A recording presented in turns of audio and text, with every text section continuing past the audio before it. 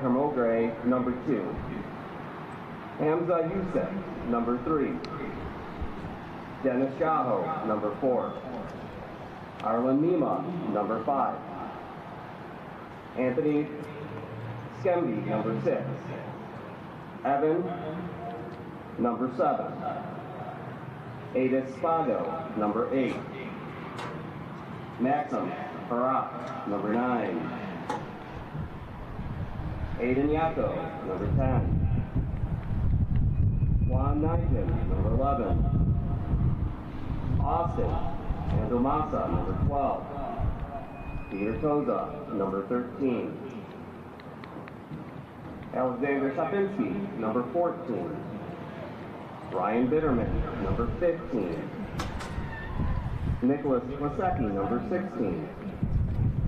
Marco Stahlberger, number 17.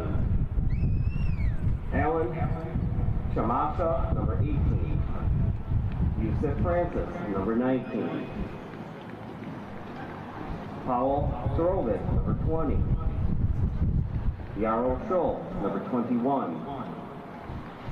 Alexander, number 24. The head coach of the Titans is Kelsey Lestretta. For the home team, Highlanders of Adams. Number 0, Sam Beach. Number 1, Reed Dennis. Number 2, Brian Yu. Number 3, Brady Adragna. Number 4, Angela Pasatini. Number 5, Nick Tomzak. Number 6, Chase Blackmore. Number 7, Anthony Page. Number 8, Brandon Duff. Number 9, Carlos Carrillo. Number 10, Logan Lila. Number 11, Yasser Hamden. Number 12, Dario Cusimano. Number 13, RJ Pampa. Number 14, Max Kraft. Number 15, Sam Pasantini. Number 16, Joey Honeyford. Number 17, Alex Robbins. Number 18, Will Kelly. Number 19, Diego Monterrogate. Number 20, Owen DeCracker. Number 21, Jamison Smith. Number 23, June Choi. Number 24, Salvatore Minato. And number 25, Cameron Hyde. Head coach of the Adams, Moments away from the start of this district semifinal matchup. On the line here tonight, a chance to play for a district final on Saturday. Jonathan Turner alongside Nathan Wengler live on the NFHS network. And we're also live right now on YouTube, Facebook, and Twitter, audio only. You're going to see me and Mr. Wengler all night long just looking at us. It's really kind of a thing of beauty. Have fun. It's a thing of beauty. It's something to behold. I guess if you can't watch actually what's going on in the field, maybe watch our reactions to it. But no, we see this a lot around the sports world now. You know, you got the Manning cast when it comes to the NFL games. And obviously, I don't know, we have quite the sports pedigree as those guys. But at least we are bringing you our perspective of these games. And it is obviously unique with where we're calling these games, how we're doing these games. So you get to see a little bit of what we do behind the scenes, everything else that goes into this. And no question about that, but Rochester Adams is the number 5 ranked team in the state of Michigan, taking on Sterling Heights Stevenson and the Titans. The Titans come into this one 10-7-1. They finished second in the MAC White. They are 7-2-1 in the MAC White. They are coached by Kelsey Mestretta. Is their head coach. Rochester Adams coming off a phenomenal year in their own right, finishing second in the red. They're 12-2-4, 5-1-1 in the OAA red, finishing behind top number 1 team in Troy High, who finished with 18 points in their run this season in the red. One of the arguably the toughest conferences in the state of Michigan. And we take a look at Josh Hickey. Josh Hickey has been a phenomenal coach for the Rochester Adams Highlanders. He won a state championship back in 2022 with the boys side, and last year finished up the girls Division I with a state championship. So 2 state championships in the program here in the last 3 seasons, and they're looking to do it here again this season. As again, we are moments away, Nathan. Well, and it's a once-in-a-lifetime thing to see someone rattle off back-to-back state championships. Now you add in potentially a 3rd state championship between the girls' side and the boys' side here at Adams. It is truly remarkable to see exactly what Josh Hickey has done during his time there. But I guess on the other side, to just give Stevenson a little bit of their credit as we head into this first half, this is one of the better seasons they've had in quite some time. They've had a lot of losing seasons leading up to this year, so you have to give their head coach and Kelsey Mistretta a lot of credit for what she's been able to engineer for this side, especially this season, and putting them in a good spot. I mean, their first season in the MAC Red, they finished 2nd in that conference, so this program is definitely on the come up, but obviously their hardest test of the season here tonight, without a doubt, against this Adams team. As we are officially underway, under a minute into this one, and Rochester Adams and their brown and white kits going right to left on your screen. The Titans in their all-white kits going left to right. Reed Dennis is getting the start in goal here tonight for the Rochester Adams Highlanders. Jude Thomas, the senior captain, is in goal here tonight for the Titans. And that'll be the matchup we're watching here tonight. But we chatted a lot about Reed Dennis and how he's pretty much able to anchor this Adams team with how good he has been in goal. This is Alex Rosine. Rosine, a tremendous player in his own right on the field this year, and we'll talk about him throughout much of this match. As this ball is thrown in on this near side, it goes to Aiden Yako. It's now Lilla. Collision, and that's a foul on from Rosine, and a free kick coming up here for the Titans. Yeah, and Rosine will be certainly one of the center focuses in this game. Committed to go play his college soccer at Notre Dame. One of what is turning out to be a list of different players on this team with D1 commits. Makes him so hard to get through. Thomas puts this one in, and it's going to make its way all the way back to Reed Dennis.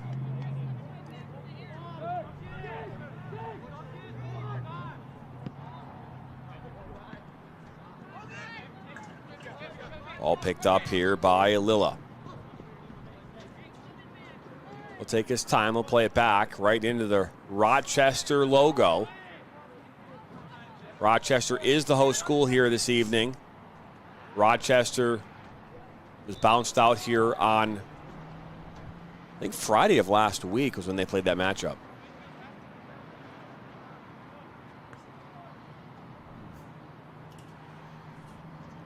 So those tickers will all get you.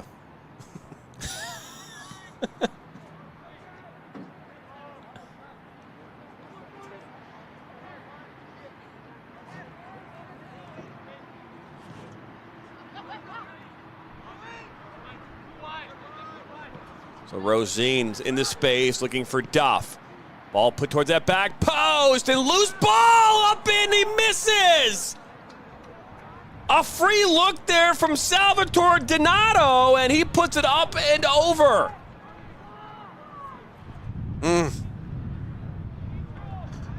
Gift wrapped, like we were talking about yesterday, right in front of the goal. Literally nothing but the goal, and you see, just tries to chip it nice and easy, and literally just soars it over that top post.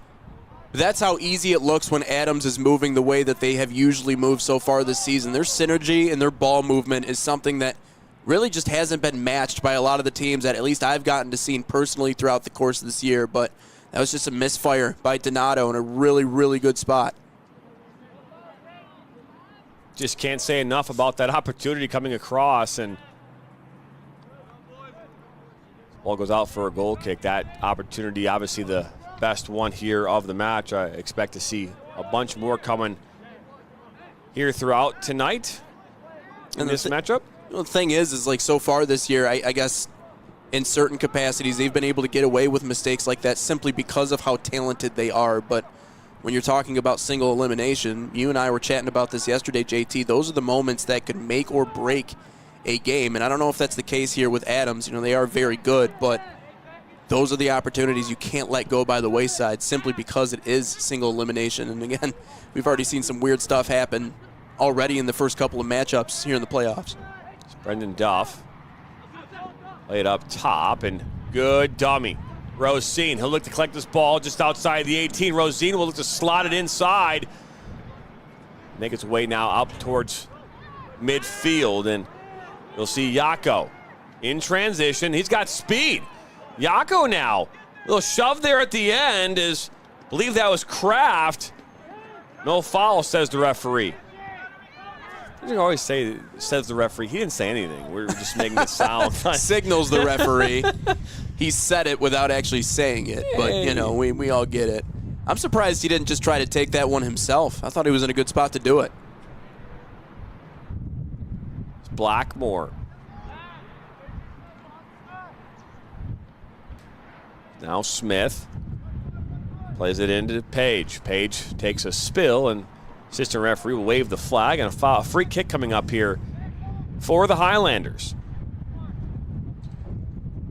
This area here in Rochester has changed dramatically over the years. You have Ascension Crittenden Hospital off, not on your camera screen, but off to the left and to the east of this field. And you see Livernois there as well. The traffic as that boulevard. It used to be a 2-lane road, and now it's a boulevard, and it just really changed. And there used to be a Big Boy across the street. Now there's a bank, and now I think there's like a not Jimmy John's, but like a Jersey Mike's, and I think there's like a Payway in there. I mean, they've just changed that entire area. There's a shot now from distance, and that goes up and over. A Planet Fitness. Look, I don't know if Ryan's listening in or not, but he's definitely panning out. Leo's Coney Island. I mean, it has really developed. That whole area. The beauty shots and the Planet Fitness. It's just changed dramatically over the years. There used to just be a Kroger in there, and there was a CVS, but like that Planet Fitness was, I think there was like a back in the day, maybe like a hardware store. Yeah, so. All right. Yeah, my daughter was born at Crittenden Hospital too. Yeah, back in 2000 and 2008. Same year I got married. Don't ask any questions. I will say this facility looks pretty nice, though. This field, this stadium. The bus depot off in the distance. I've seen members in that bus depot back when I played back at Rochester back in 1998. Dating myself, but 1998, we played Novi High School in a semifinal right here on this field. I was 2. That's a hard tackle. As down go Rosine. Rosine is slow to get up, and he is on the ground. But over the top, though, for Donato. Remember, he missed one here a few minutes ago. Drops one behind the back line. Offside is the call. Rosine, though, is just kind of stretching it out.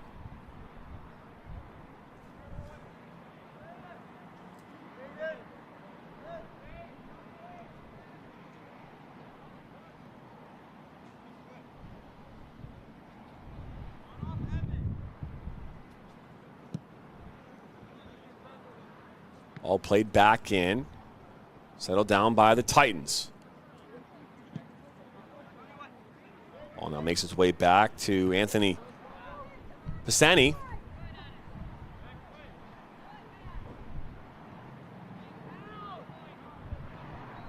Page. And last touched off the foot there of Maxim Harat, the sophomore.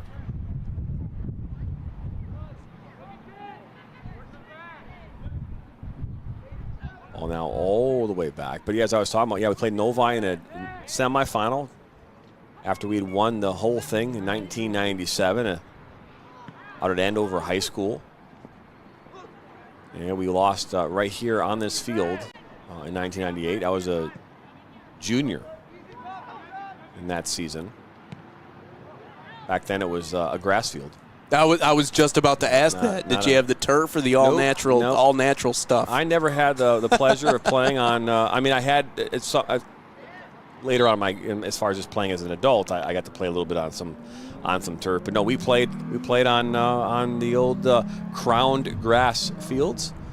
And matter of fact, my senior year, they actually we could not play on our home field because they had just re-sodded the whole grass, and we had to go someplace else for the first 3 or 4 weeks. So I love grass fields, though. Obviously I didn't play soccer, and I know it's a little bit different in that game. I know they prefer grass fields. All the professional stadiums are all grass, but even in football or any of the other sports, like I'd rather get dragged across grass than get dragged across anything else. So aesthetically, it's very much more pleasing. Obviously, it's easier to maintain, though, if it's turf. Oh, Rosine. He'll bring it up. Lillo took a spill, and he is still down the last time I looked. Nope, he's back up now. We've seen Rosine and Lilla take hits here in the last couple of minutes. And that might be part of Sterling Heights' game plan, is just play real physical soccer and force these players to make decisions. And that can be the difference, is that's a foul held up for a good 5 yards. I even see a yellow card come out. Is number 17. That was Marco Stahlberger. And a yellow card does come out. An early yellow card, the 11th minute. Not quite sure who got the card, though. So number 21 is the one that got the card. Thank goodness for Corey Bird, our producer. That's Jamison Smith.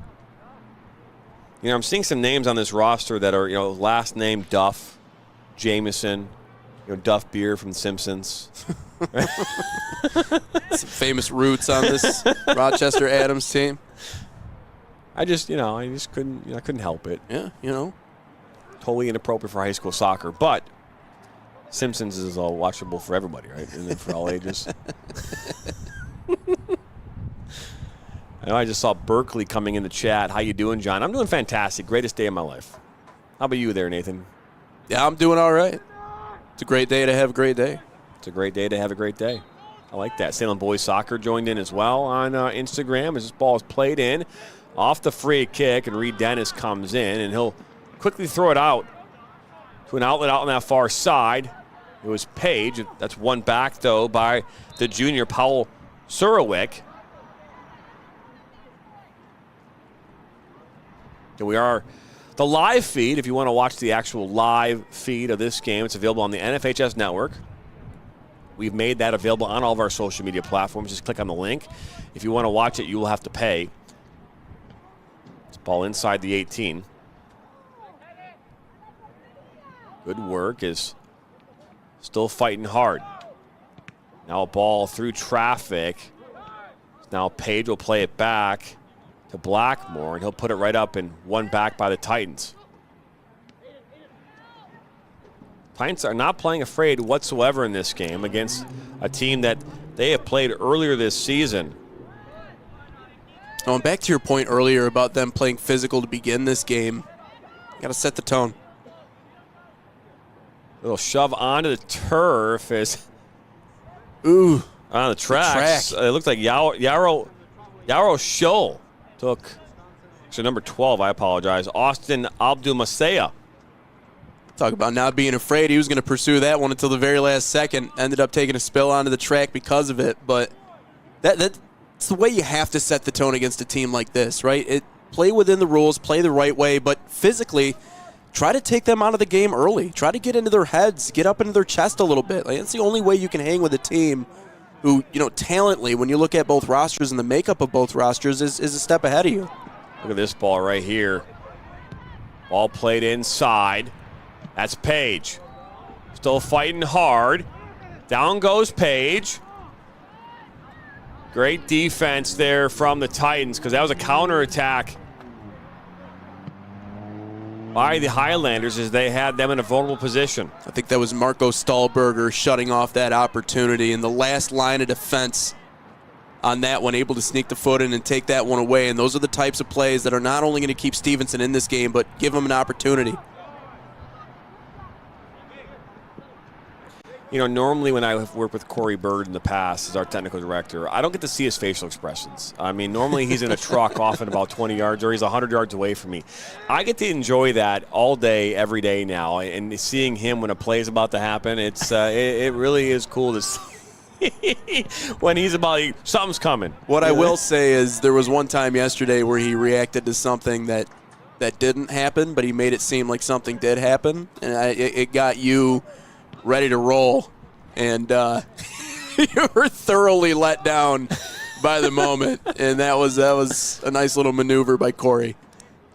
He knows I'm looking now. Yeah, I think he's trying to check to see if I'm on my game. JT's over here reared up for something magnificent to happen, and it just goes sputtering out of bounds. Ball is sent in towards Lilla, and now Rosine. Rosine, great move on his left foot. Rosine, that's picked apart defensively by Shikembe. Rosine, a very dangerous player, and he almost got through 2 defenders, but great work there by Shikembe to stop that promising attack. Current score of this game is 0-0. 15 minutes in, it's do or die. It's win or go home. You know, it's interesting. We were chatting yesterday, too.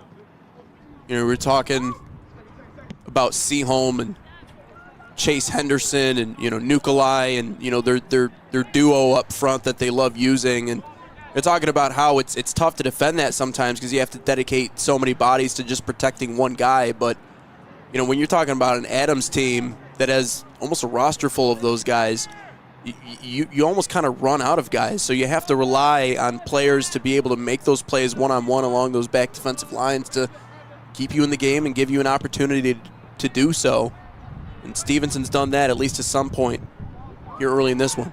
Donato going hard there with Shikembe, and referee's going to call a foul on Shikembe. So a free kick here coming for the Adams Highlanders just outside the 18.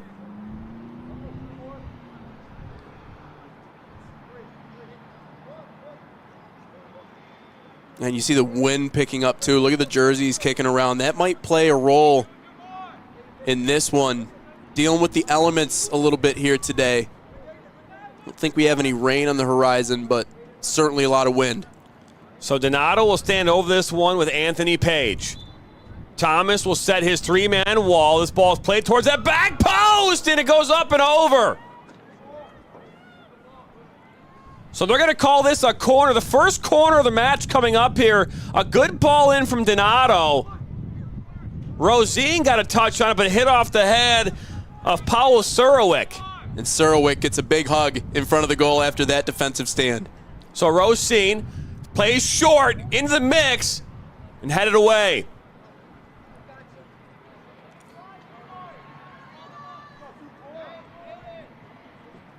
And Surowitz, again, a great job just trailing on that one. Was able to get the deflection off his head, up and out of bounds. The goaltender and Jude Thomas, very thankful for him being able to do that. Again, bend, don't break. I know I say that all the time, and we repeat it all the time on this, especially when we're talking about a team that's heavily favorited against a team that's not so much, but that should be the mentality for Stevenson. Ball through the seam, and Donato not on the same page in that moment. I was just thinking about this, Nathan. We had Buddy's Pizza here earlier, and it was fantastic. But it was at like 1 o'clock. And we are now into the first of 2 games. And we will not be seeing any food until 9 p.m. tonight. So, speak for yourself. I have 2 peanut butter sandwiches, 2 bananas, and a power bar that are waiting in the fridge. But now we have a team that's meeting just outside of our room. So it is true. We have Dakota Soccer is literally outside Dakota Soccer. our room. It's about to do their film session, so I want to insert myself in there. We'll see a free kick here in the 18th minute. Ball comes across towards the back post and cleared away. A great opportunity coming there for the Titans, but cleared out by Adams.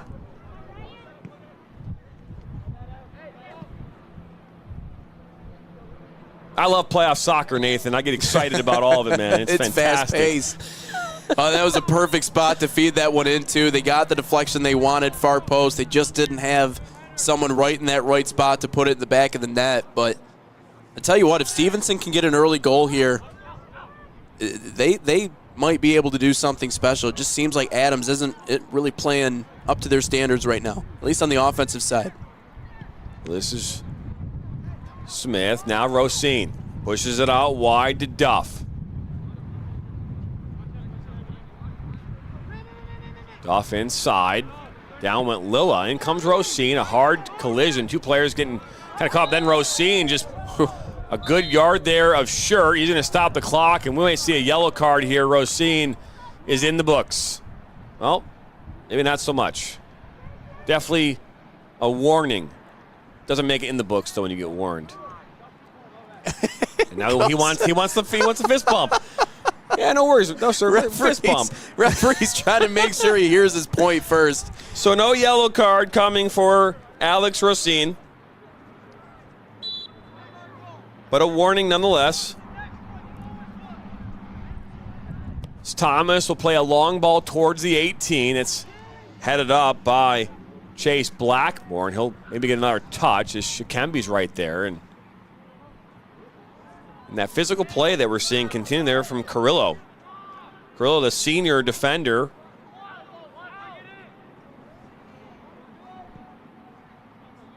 I just hope Dakota doesn't unplug our internet on accident.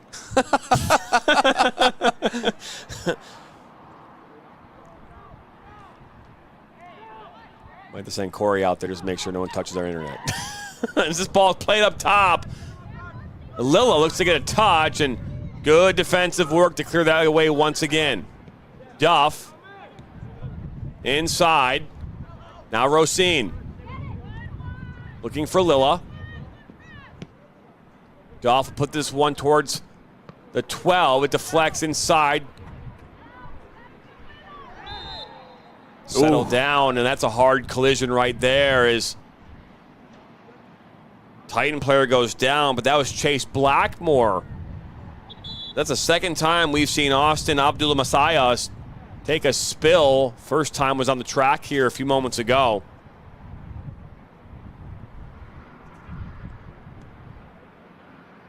Yeah, this is a situation where I think he just got the wind knocked out of him. You saw him jump up to play that ball.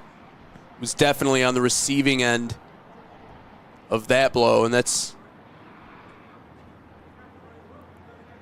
why you see the reaction there. But again, that physical play that we talked about in this first half just continuing to pick up, and might have gotten the side of the other player right to the face, and you saw him kind of trying to rearrange his nose there, and looks like he's all good to go. But certainly a situation, he's got the wind knocked out of him. We'll see it again here.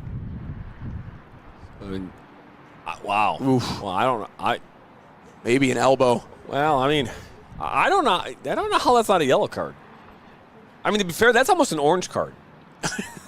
You know, they don't give out orange cards, but I mean that's right in between what could be a red and or a yellow. We call that an orange. So in your mind, that wasn't just an attempt to play the ball?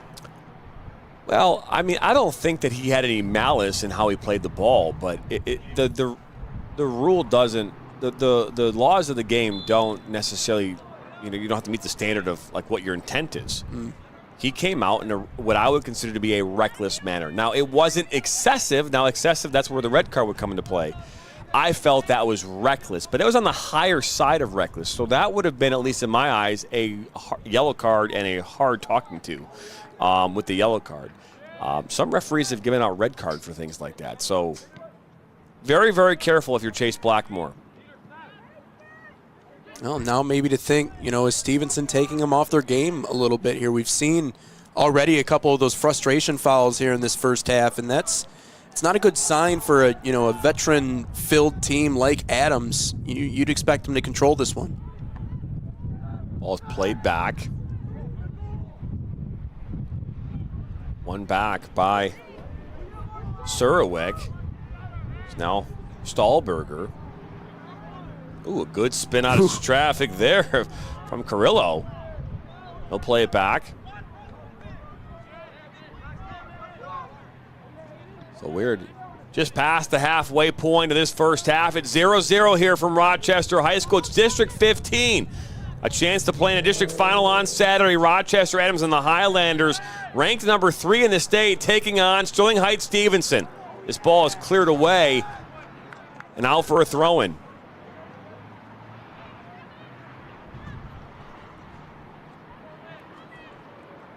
Now, ball looked to put back in. That was Donato, and now ball put in, and that's cleared away, and out for a throw-in.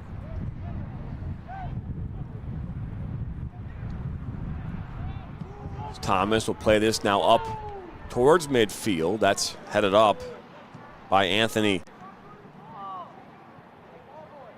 Pesentini.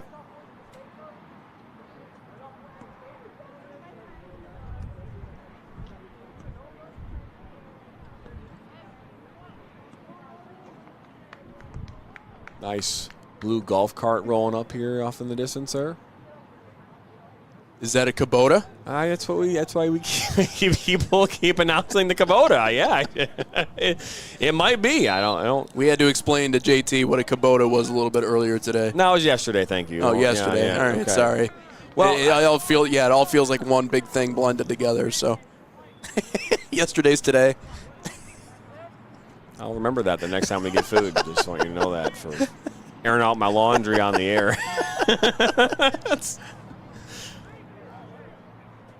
So we're going to see Jude Thomas from 60 yards away from goal. We'll continue to challenge this back line of the Highlanders. Up goes Reed Dennis. Look at the punch. Rebound is still just inside the 18. Rosine gets a head on it. Duff. Ball is loose, and the referee will blow the whistle. Free kick coming up here for the Highlanders. Thing is that's so hard when you play this Adams team is Reed Dennis. You know, yeah, the size is one thing. He's 6'4", but from what I've seen, at least in doing a couple of their games, is his athletic ability and his leaping ability are unparalleled. Page, he'll settle it down on his left foot. That's just cleared away. And, you know, if you're the Sterling Heights Stevenson, you want to just be disrupting. Whatever you can do, you don't need to worry about, again, that's the moment. Just slow the game down because the way this game will work is Adams needs the game to flow. And that's what good teams will do. They want to possess the ball. They'll move the ball around. Is Donato.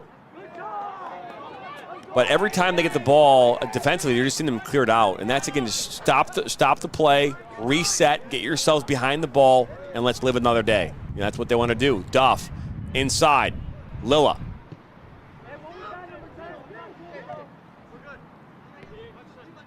So his ball is now put in by Donato. Well, that's a good head, but right into the hands and stomach of Thomas.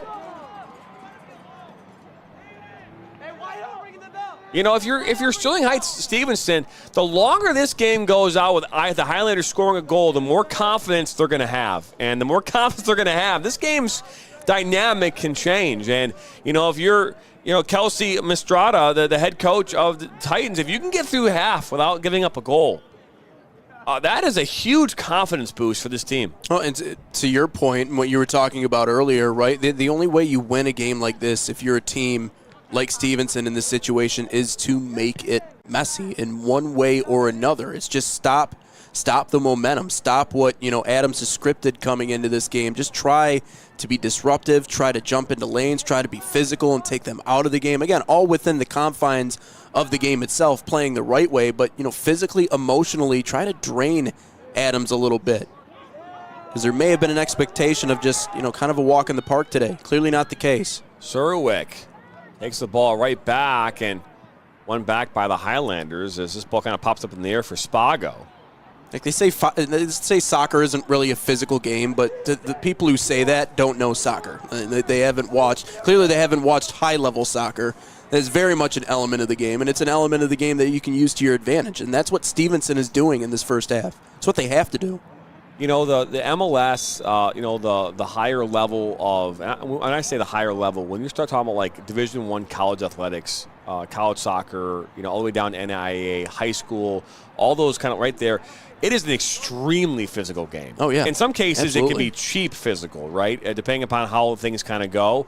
And you're talking about high school age boys from 14 to 17 to 18 years old, of varying degrees of different levels of hormones and whatever. I mean, all those things play a factor into what happens on a soccer field. And as a former referee who managed these games, these players on the field, I can tell you that, a girlfriend breaking up with you right before the game, how that had an impact. Geez. I mean, my goodness, oh, man. wow. Those things would happen, and players. We went there. It would change the whole complexity of that player's dynamic in the game.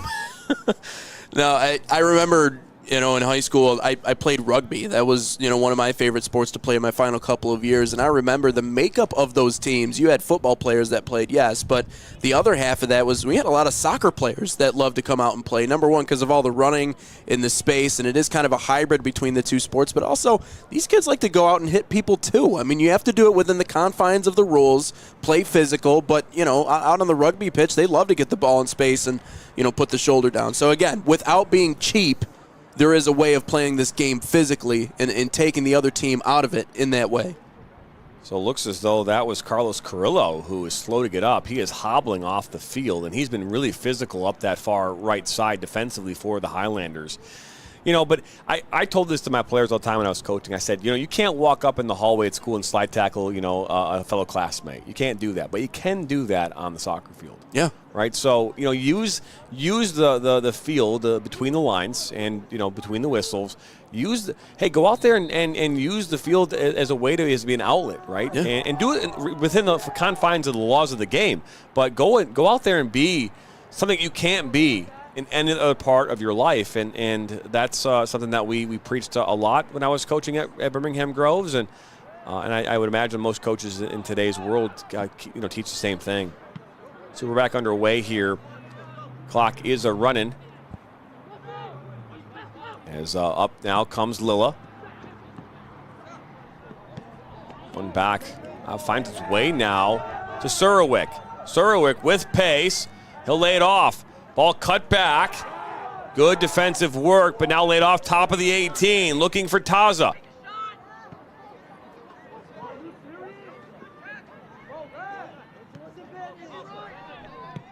Ball played back, and we're continuing to see now the Titans continue to pressure here the Highlanders. Comment coming in is talk about Heartland and Districts beat Milford and Brighton. Yeah, tell me about it. We know. Yeah, we picked that one wrong. I did. I mean, we up and down. I mean, it's like a March Madness thing essentially right now. Like the way we filled those out. Look at this ball loose inside the 18. That's Lilla. He'll take it outside the 18 now. He'll look maybe at Duff and support. No, but he'll just turn. Good defensive work there by Domergray. The interesting thing is like a lot of these schools, they look at us and they're like, what, you guys think you know it all? It's like, no, we don't know it all. We would love to see you go out and prove us wrong. Dan knows it all, but I mean, Dan knows all. We don't know anything. We don't necessarily, but yeah, we're taking educated guesses based off what we think is possible. Well, go out and prove us wrong. Like that's the fun of this sport. That's the fun of this time of year. I picked Rockford to potentially go all the way, and they lost against Northview, that is, the other night. So that's just one example.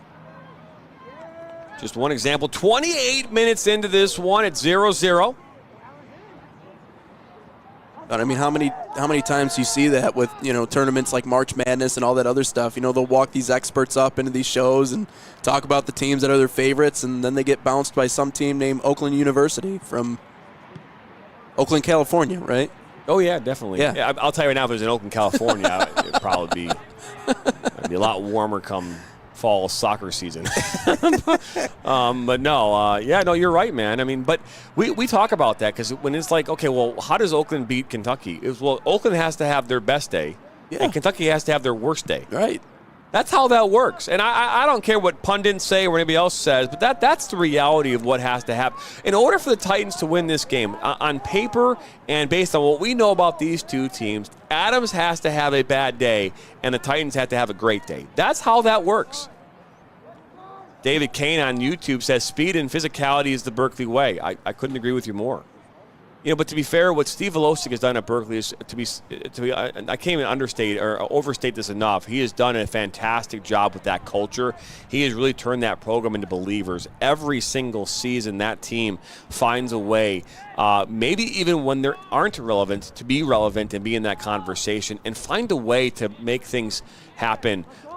I would say magically, and that is something that, in that school specifically extremely hard to do, and credit to Steve Velocic and what he's been able to do there at Berkeley. So couldn't agree with you more. Is this ball looking to go inside to Lilla? And just now top of the 18 as it's popped up in the air about a mile.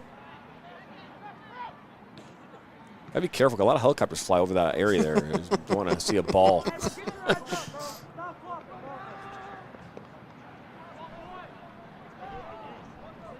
Did you have a boot as a goalkeeper? A boot? A boot. Well, strong leg. I mean, I did not have it early in my career, but toward the latter end, as I got into my later years of high school, I only weighed $125 when I was a senior. So I was 6'3", $125. I was skinny. I could fit through the jail cells of this ball. Yeah.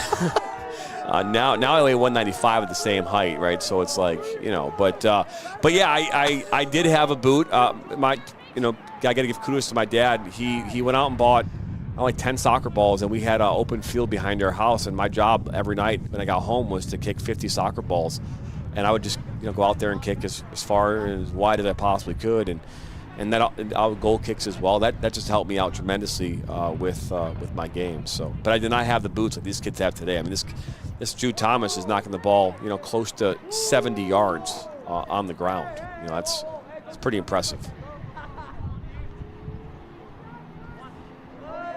Good move there by Nguyen. Surwick. That by Smith. 10 minutes to go here in this first half. He's going to pull a line out of Dan's playbook where he says Highlanders have yet to solve the Rubik's Cube of this defense of the Titans. I don't really goes the same way without Dan saying it, though. But sorry, Dan. He's an encyclopedia, though. Calling games with him, it really is truly amazing. And it doesn't matter what school it is. You can go back into the archives just in his brain and really know exactly who's who and who's what. Love his write-ups, too. Write-ups are fantastic. David Kane says yesterday's win was a huge mental hurdle accomplished by our guys. And, yeah, I agree with that. I mean, talking about taking down the Division I state champion from last year, a team that has, after they have won a state title, have typically gone far into the playoffs, and that did not happen this year, and compliments, obviously, of what Berkeley was able to do yesterday. But it just goes to show you that solid defense with the right game plan can lead you down to the road to success, and that's what happened here yesterday. And again, kudos to Steve Losick and the Bears. Will be out there again tomorrow in Royal Oak as Royal Oak and Troy High rematch of 2022 at Troy Athens, where Troy High came away with a win in penalties to go on the regional semifinals, where they fell to the eventual state champion Rochester Adams and the Highlanders. So, which that game went to a shootout. We don't want that, everybody. I just want to make that clear. Nobody wants PKs. I mean, maybe people at home do, just because they're fun, but from a production standpoint, we're good. There's Rosine. He'll lay it off. Pushed out wide. Max Kraft. Kraft, that's a good battle. Kraft lays it in for Rosine. It goes right through his legs. Ball's cleared away over midfield.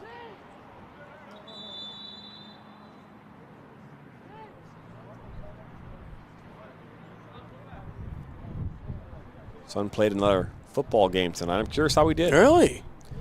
Yeah, he is a starting corner. I mean, they throw the ball in middle school, I think, maybe 0.2% of the time. So I don't know how much a corner does in football, but in middle school football. But I'll tell you much, he looks good out there. Yeah? Yeah, he's got the Under Armour, like he got the Nike, shoe, the boots, boots. That's the new generation, I man. know, right? Yeah. Get me taped up. Give me a couple of sleeves, maybe a tinted visor, and then you play 2 plays. Yep. And then you go home. I will say this much. Up until but at least you get the pictures for Instagram. See, that's the most important part about all of it. At the last game I went to, they me. lost. I think it was 42-0, and they did not. I think they were negative yards in that game. They did not gain a yard, and I think for the season they have not gained net yards either in the entire season. So my son got an interception. No way. It says he got an interception. Wow. Oh, that's huge. The next Will Johnson incoming. Or Brian Branch. Charles Woodson. Brian Branch. I mean, he was Brian Branch. he got 2 interceptions this weekend. Yeah, absolutely. That's awesome. I need to see this video now. I need to see whether he jumped the route or, Hey, did he bait the quarterback, read his eyes, step in? Was it a zone coverage read? I need to know these things. It doesn't matter. Does not matter. The question is, if there was an interception and no one saw it, is it still an interception?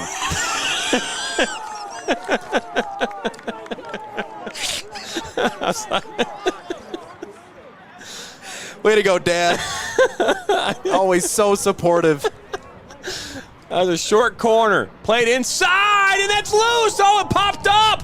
Ball still loose. Finished in the back of the net. The Highlanders open the scoring in the 35th minute. Rebound put in by Brendan Duff.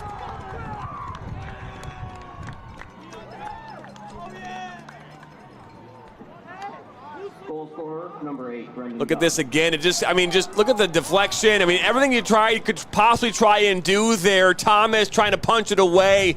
He got caught up between his own players and a member of the Highlanders. But Duff, hey, at the back post there, cleaning up the garbage. Yeah, and a good job charging that far post, too. Saw that ball was fluttering, came right back to him, and all he needed to do, just nice and easy, tap it forward into the back of the net. And those set pieces are so dangerous for Adams just because of the players that they have and how strong they are, being able to set themselves up in good spots. It's an area you want to try and get away from if you're Stevenson on the other side defensively, but that was just a great pursuit to finish that one off, and one that Adams needed to just start breathing a little bit easier here in this first half.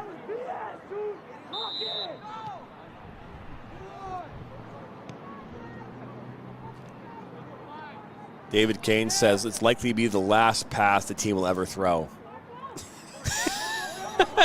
This is a shot from distance that will go up and sail through the football uprights.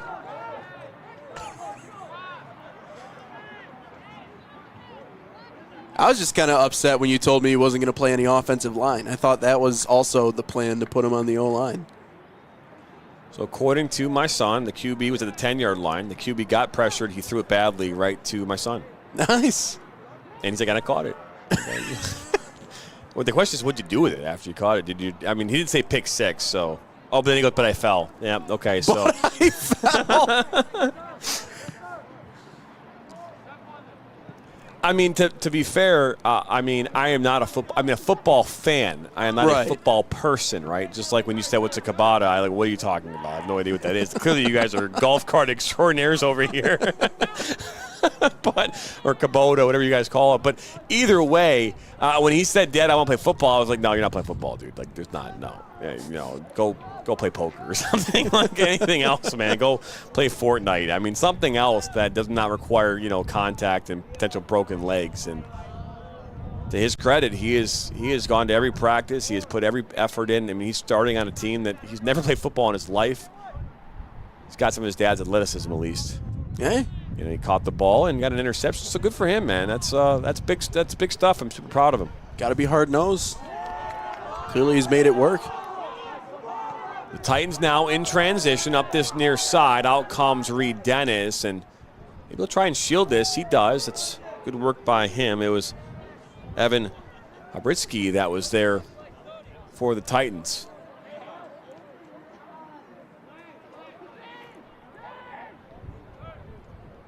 So the Highlanders, find a way to get a goal in the 35th minute off a scrum inside the 6, coming off of a corner kick from Donato.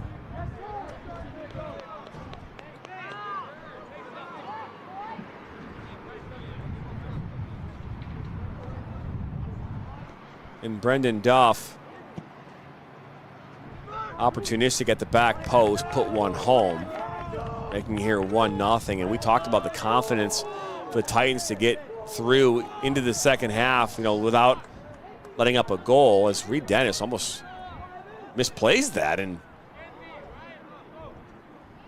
gotta be careful there if you Reed Dennis. But again, you know, is it still a victory for them to come out of here with a 1-0 deficit going into halftime? I say yes, but it's a tall order now for them. And the reason why it's a tall order, Nathan, is because of the fact that I don't know if they have the pieces to really pull it together, you know, and like Adams does. Adams is just loaded from top to bottom, and it was a tall order coming into this one. So you're kind of playing that transitional game if you're the Titans, right? You're going to play tight, sound defense, try to keep this game as close as possible, and say, hey, try and strike when the other team makes a mistake. And there have been times in this game where the Highlanders have shown their vulnerabilities defensively. This is now it's hard to change that game plan now with this ball inside to Page. Page left-footed shot up and off the football upright, bounces right back into the field of play. It's a goal kick. Well, the biggest thing that shows up typically when you talk about postseason or playoffs is depth. Like, that's the thing that's going to end up winning you the most games is depth and just having that many more extra players that you can go to in certain situations. And I think Adams certainly has that. So that's the hardest thing. You have to fight so hard not only to get this one back even at 1, but then try and, you know, get out in front in this game. And so that's where the test is really going to be for Stevenson, is they're going to need a lot of their role players and a lot of those extra guys to step up in big-time situations against the team who, again, has more than one headliner. So Rosine up that far side. He'll cut inside, left foot towards that near post, and Jude Thomas will cover it up.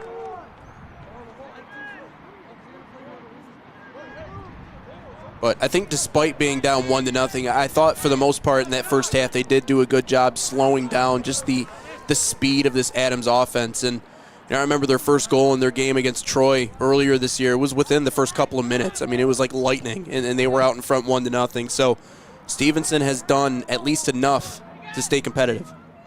The ball, Surowick. He was looking for Habrisky, and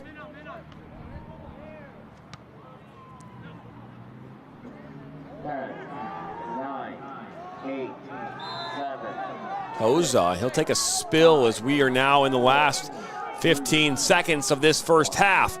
Ball put right towards Reed Dennis, and it was opportunistic, but not enough pace. And this game, first half, will come to an end here. 1-0 in favor of the Rochester Adams Highlander. Hey, a 35th minute goal off a corner kick from none other than Salvatore Donato. Ball was loose inside the 6. Obviously a touch there by Thomas, kind of punch it away, but Brendan Duff there at the back post, puts it home, and sends his Highlanders into the half with a 1-0 lead. Don't go anywhere. We have 40 minutes to go. At the end of this game, someone will move on to the district final here on Saturday. Will it be Rochester Adams or will it be Stevenson and the Titans? We'll find out after this.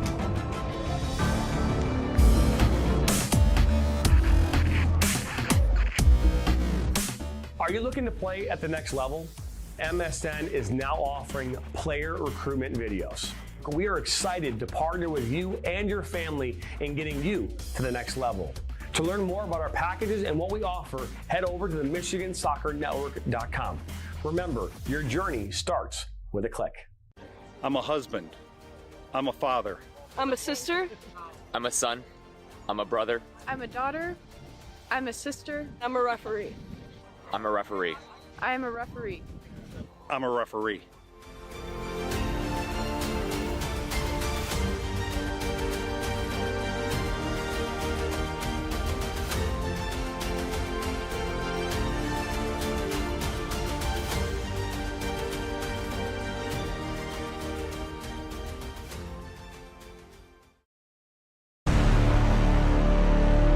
He'll cut it back on his left foot, and that goes in!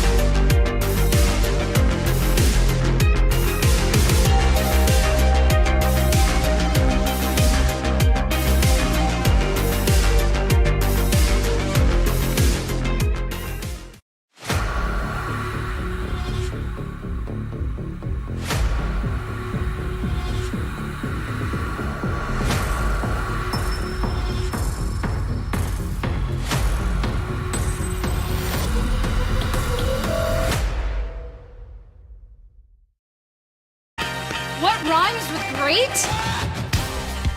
Participate. Where does greatness start? Here, in the classroom. On the diamond. In the pool. On the field.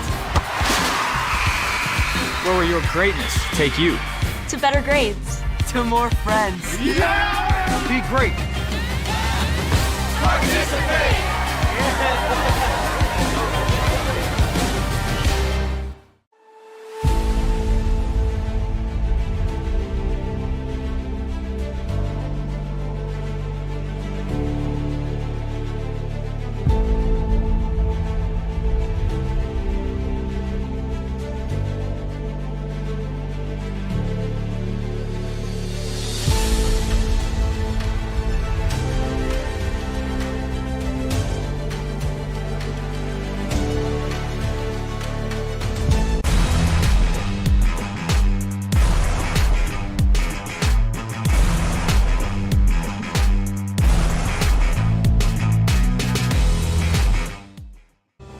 Are you looking to take your game to the next level?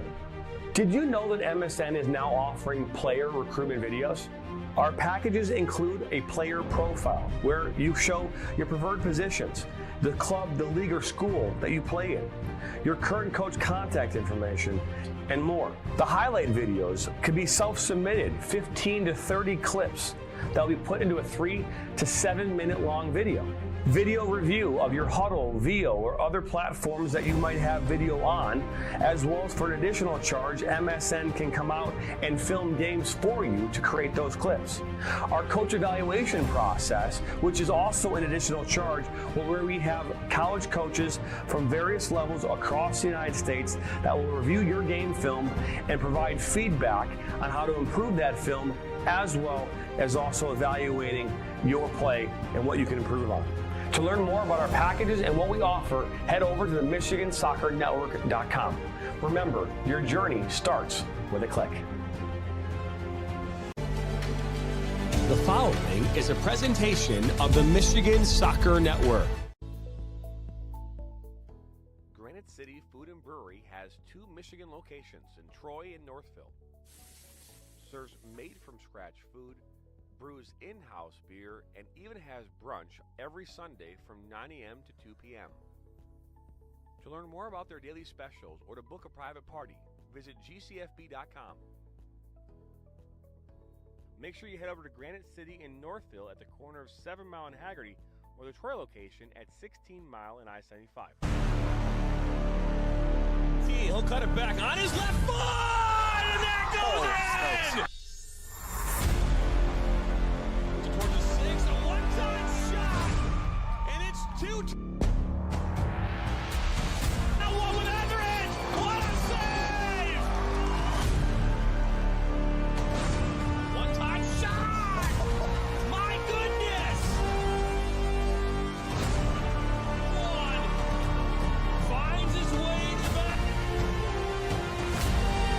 Stark's got a left-footed banger. He shoots it! It's in!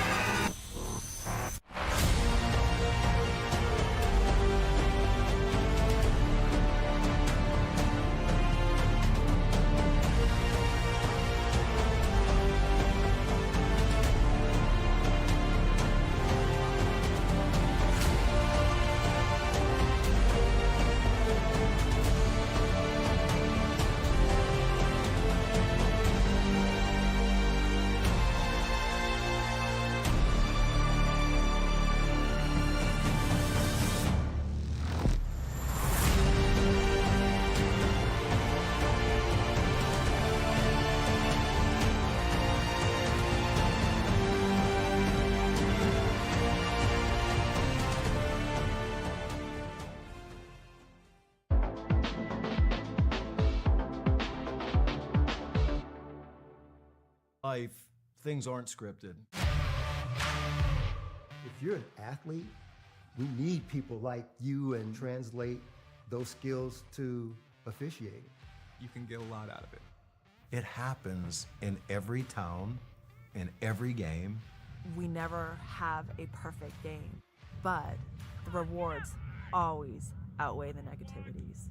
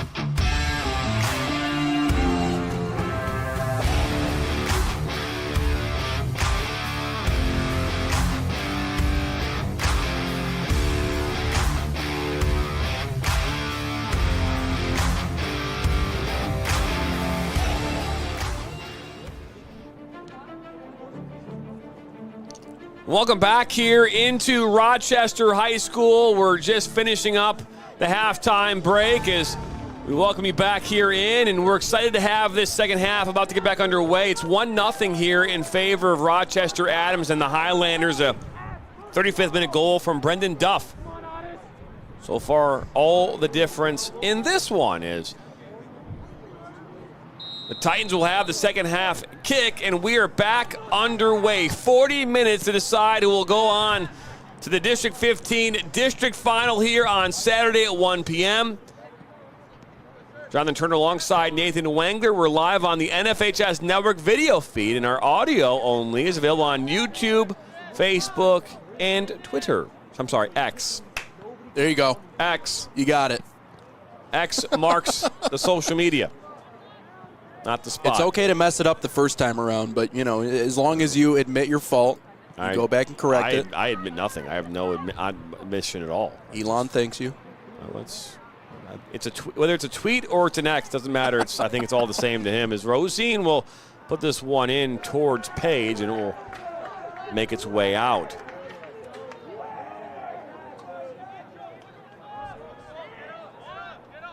We will not be here on Saturday for the district final. Unfortunately, we have 9 games on Saturday at 3 different places. It's odd that this game is taking place on a Tuesday and the final is taking place on a Saturday. So that is the oddness in this round. Because typically you'll play a game on a Wednesday and then a Saturday, or a Wednesday, Friday. Ball played back inside. Toza.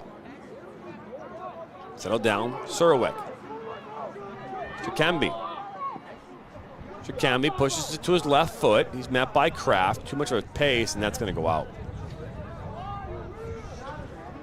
And what I'd love to see out of Stevenson, too, to begin this second half is maybe something quick striking to try and get them back into this game. These are the most, precious moments, the first couple of moments of a half, because it can completely flip, change the entire perspective on the game in front of you. Rosine will play it back. Highlanders look to build. That was Owen DeCracker. First time I've called his name tonight. Not uncommon for us not to say a whole lot about a center back. It's not on purpose, I swear. Still have the role to play.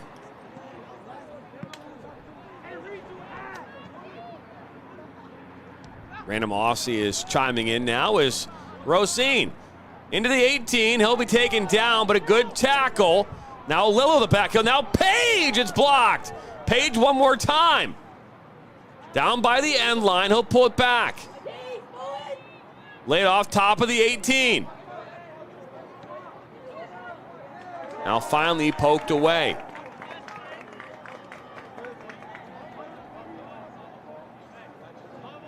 Put some questions in for you in our chat and what your favorite sports movie of all time is. Get it in the chat. Talked about it earlier today during a matchup, but love to know your thoughts. As Smith out wide. That was Duff. Donato plays it inside towards Page. It's cleared away, up and out.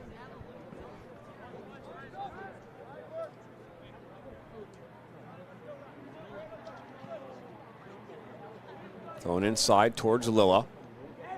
We'll play it back to Duff, back to Lilla.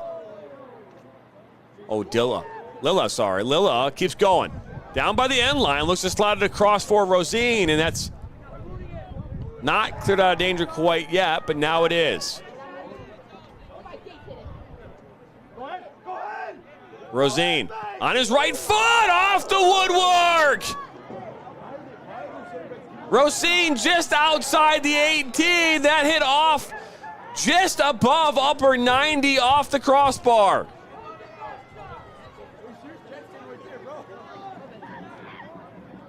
Here, if you're Shikembe on the defensive side that time, with that ball in that spot, I feel like he just gave him Rosine that is too much of a lane to send that ball on. We already have a couple of players hobbling on the other side.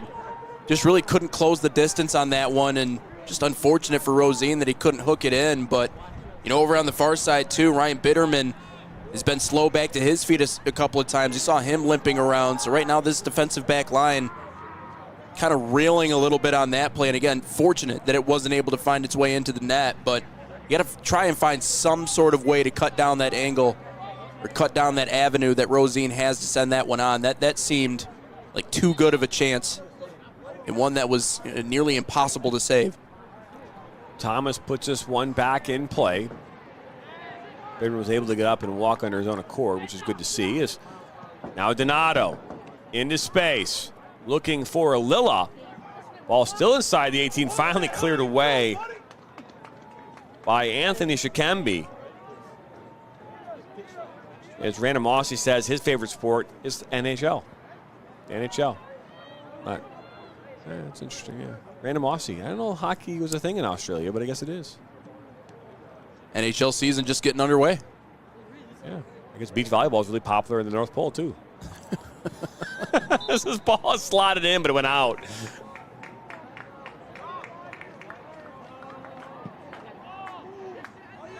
Thomas will elect to play this quick. It's going to go up top and misplayed. Was trying to find Nguyen.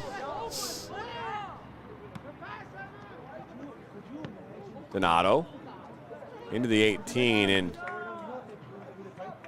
I don't know if I'm buying all that, by the way. If he watches pretty much every single one of our broadcasts on here, but he's saying that the NHL is his favorite sport, I don't know if I buy that, Random Aussie. Oh, I think he's just trying to poke the bear. Trying to challenge you a little bit. I mean, we don't have. I mean, to be fair, hockey and soccer are very similar in you know. Yeah, well, in different ways. So it wouldn't be offensive to say you like hockey. Now, if you said you like basketball, that would totally offend us. I mean, that would be. You like golf? What?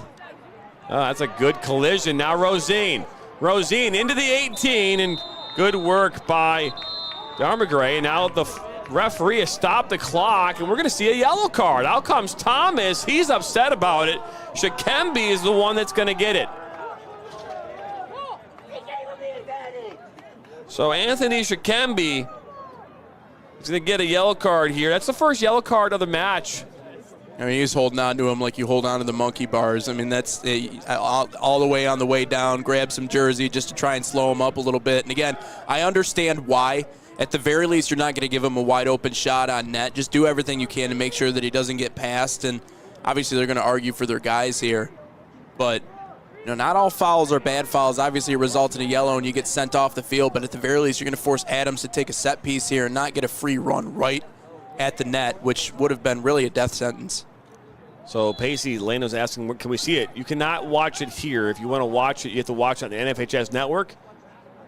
Ball is played short. It's a great shot, but right into the gut of Jude Thomas. And if I'm Adams, I keep going back to that option, though. Donato is just so good at bending those balls and finding good angles to put it in the back of the net. He really has a special leg on him. An Ohio State commit, someone that I saw have an outstanding game against Troy High when I called that game. The only goal of that game came from him early in that one. So I would continue to get the ball on his foot. But to answer your question, Pacey, the only way to watch this game in its entirety is to head over to the NFHS network. You can click on, just type in Michigan Soccer Network. You'll find our live game right there. You will have to pay $11.99 though to watch it. So, as now Rosine inside for Donato. Ball last touched off Donato and out for a goal kick. Looks like Random Aussie is chirping back in, by the way. I can watch this and tape the hockey game, and it differs if you have an early game, say 3 a.m. my time. I'm not getting up for it. Oh, that's fair. All right. That is definitely fair. So now the next question is, who's your favorite team? It's got to be the Red Wings. I mean, that team just geographically speaking, I think it has to be the Red Wings. I think it's a Red Wing. I think he's a Red Wings fan through and through. I just think that more aligns with Australia.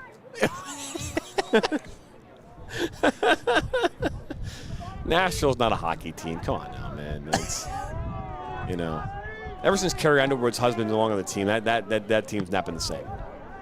I guess. Dynamite drop. There, JT.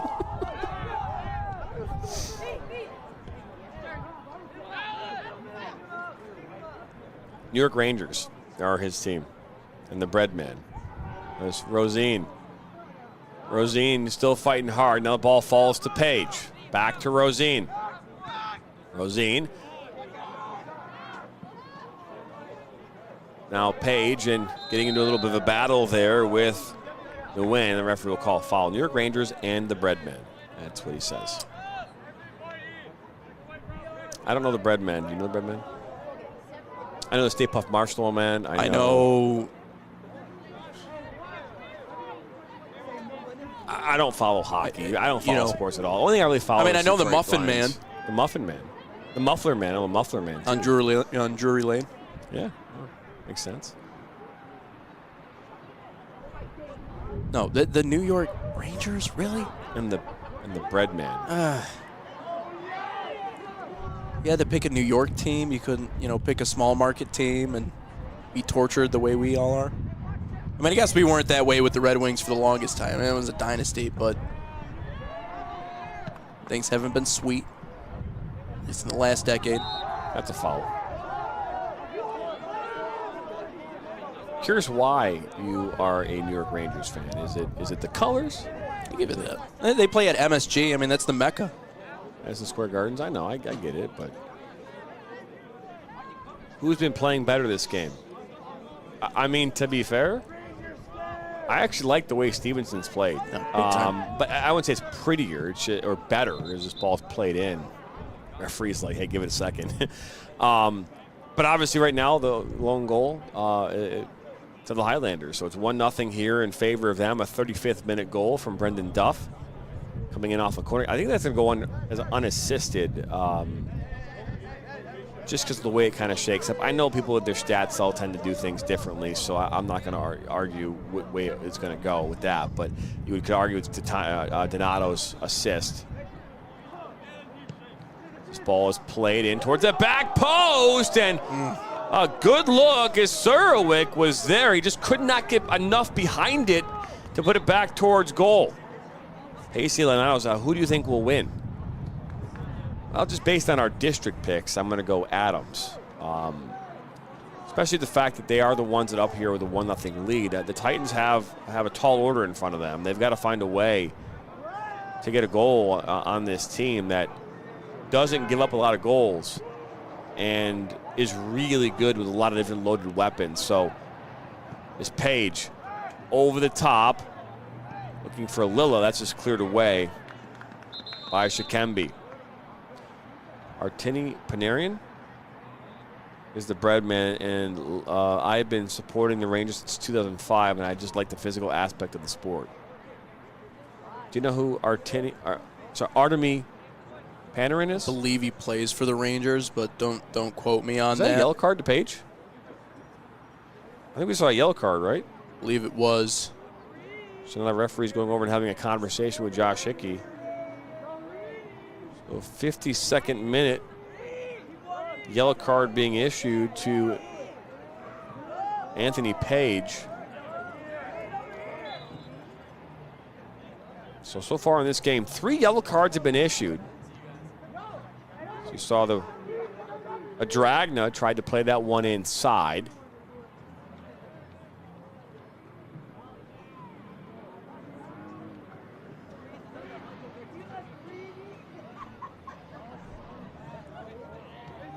Ball back in towards Dragna. Hard collision. Keep playing. Page. It wasn't Page. Ball intercepted.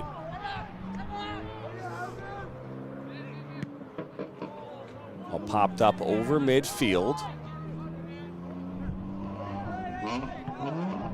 A kickball here we're seeing in the last couple of minutes. Ball flicked. Donato takes a spill. Now Rosine.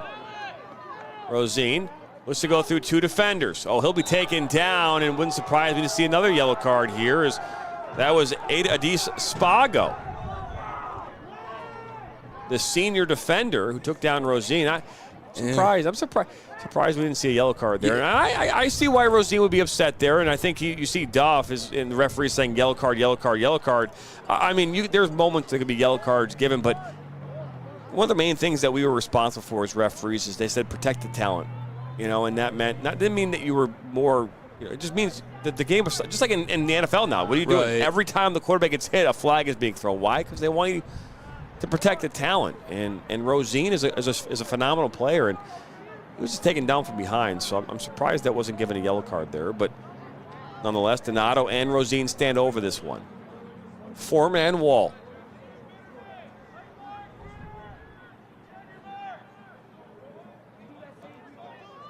Donato makes a run. The ball put into the mix. It's going to hit off the head of Jamison Smith and out for a goal kick. I want to remind everybody coming up here after this game, we've got a doubleheader here tonight as Utica Eisenhower will host Utica High School. Two MAC Red teams that finished in their own right here this season. Eisenhower getting the league title.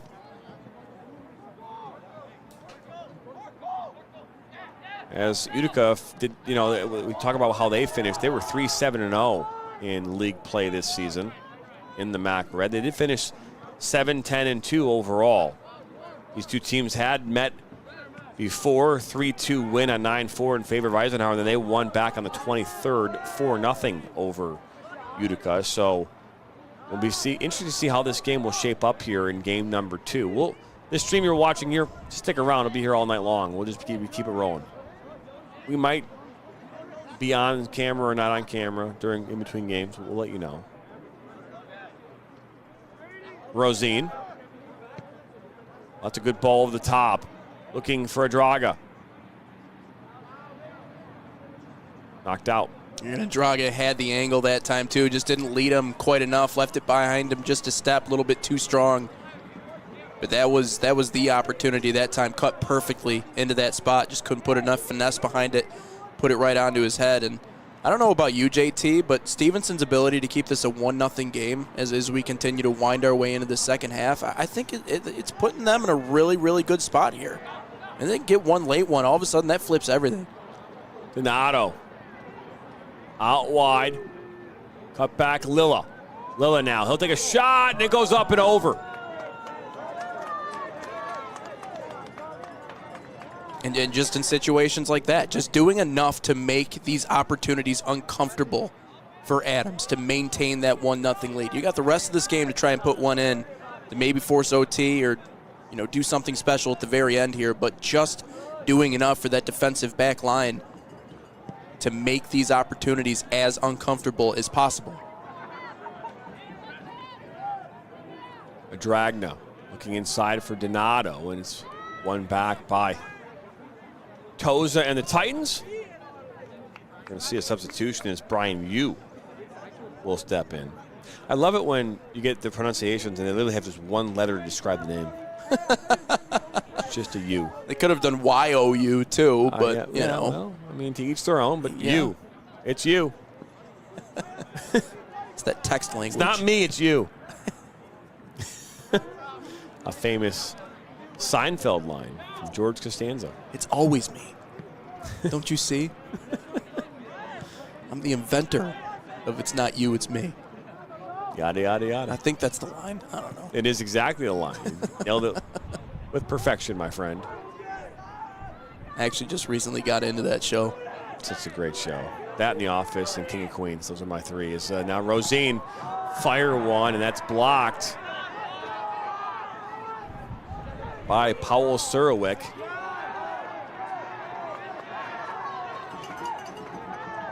Keep playing as I believe that was Nguyen that was still down on the turf. Dragna. Blackmore.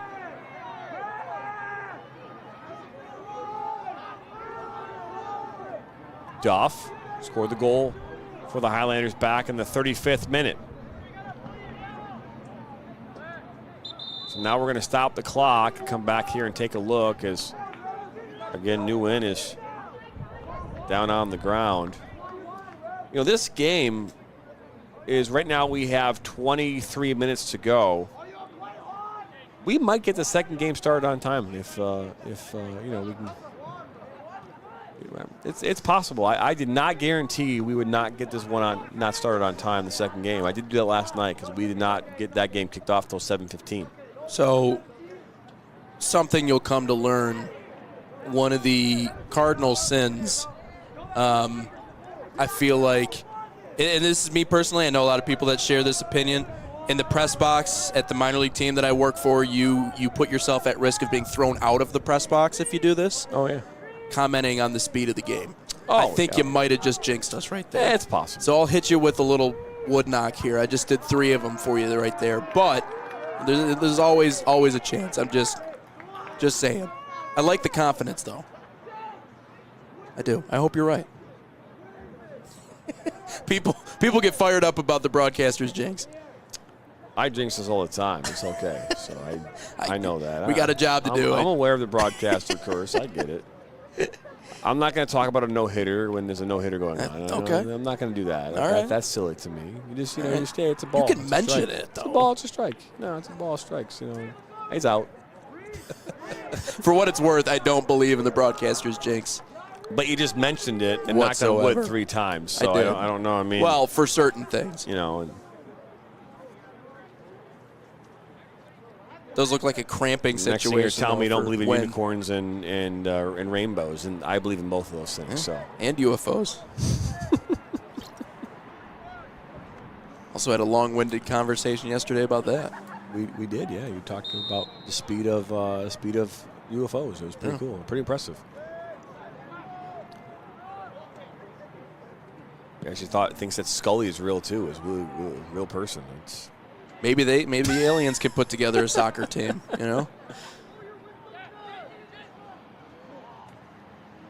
All back in play is Lilla.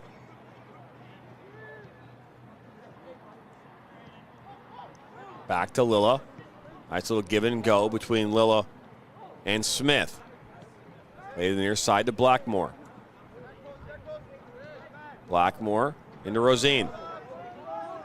Rosine through. That's a great move. Rosine fires it. It's blocked by Shikembe.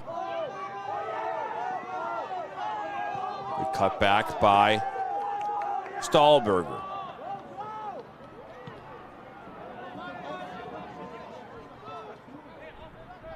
Last touched off the foot of Darmagray. And out for a throw-in.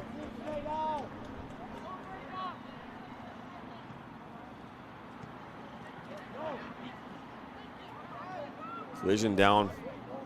We'll keep playing. Stahlberger. It's inside for Toza. And now look at this. A one-on-one chance. Donato! In the 60th minute, a counterattack. It's 2-0.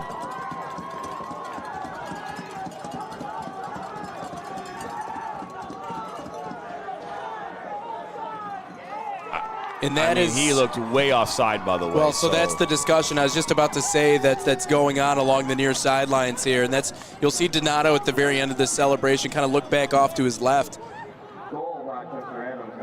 Yeah, but it looks like it's going to stand tall, at least at this moment. And now the conversation kind of shifting over to the other side with Stevenson. But I remember the goal Donato had against Troy High, and it looked exactly like that. Just a late break on a deep lob up ahead. Can we take a look at that again? Because because if you can roll it back for us, Corey, right when the ball's played there, let's just stop. I mean, he looks way offsides. I'm not saying that he wasn't, but he looked way offsides. Look, 5 yards. Now, granted, the ball was when the ball was played, but. Well, and that's the thing that's so deceiving about it, right? He's so quick, so he might not have been offsides. No, they did. They called offside. Wow. That was such a good call, too. I mean, I really nailed that call. You hit it. Yeah, you could put it on a demo reel. They won't know the difference. Yeah, everything exists in a vacuum when it comes to demos, so there you go. It was like that one time we did the UPSL game down in Columbus, and they had a player named Messi on the team.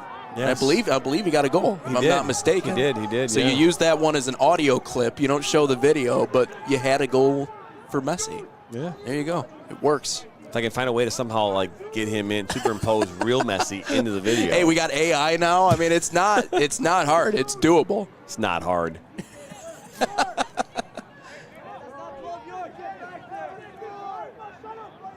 So Jude Thomas will put this one back in. All inside the 18. Still loose. Finally popped up by you and Stahlberger. Will shove. One back, but foul called. Who do you think will win state this year? What division? I'm in. Boom. We're doing like what Rosine and the referee did earlier, fist bumping. Although Rosine, the ref left him hanging for the first 10 seconds of it. He did, yeah. It was kind of rude. Said, hey, no, listen. All right, Donato, he turns on it. At Blackmore, he'll play it back to Kraft. Donato inside looking for Rosine, and now Rosine gets it back. Looking for Lilla. 1 and 2. All right, Rochester Adams in 1. I said it. I did. I said it. And in Division 2, I don't know who I picked in Division 2. I mean, Fruitport was the number 1 team the entire season. I'm not going to say they're going to win the whole thing, but they were up there, number 1, good chunk of the season. So I'm going to go with Fruitport. Division 2 is a toss-up for me. Is Rosine. Oh, good ball inside. Now touch it in from Lilla. Lilla. Now it goes up 2-0 here in favor of Adams in the 62nd. Good combination play here from Rosine. Puts it right in that slot. And that's put right through the legs of Thomas. And Lilla gets the goal here for Adams. It's 2-0. And you were talking about this yesterday, JT. What's faster, right? The ball or the man? The ball is faster, so you have to have good touch. Rosine on that last play, and you saw in that replay, little hesitation to get the defender out of position and then just rolled it up perfectly right into the perfect spot for Lilla to be able to finish that one off on the back end. That was great play. Really fast-paced, too. Like, those decisions have to be made in split seconds. You almost have to see 2 moves ahead, and that's what he did. It did? No, it didn't, because they did a free kick.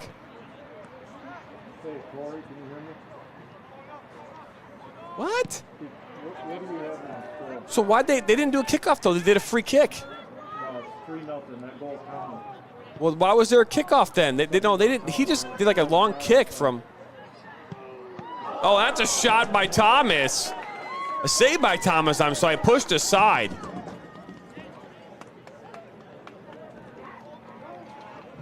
Well, from my perspective, I saw him. The referee had his hand up for an indirect free kick. Okay. I guess they're saying that goal was actually a third goal. I don't know. If we could look at the scoreboard, because that's obviously the telltale sign. Because we're being told that Donato actually did score that goal. We're trying to confirm that. We are not on location. As this ball comes in off the corner, ball is loose. It actually hits off you and then off of Ryan Bitterman.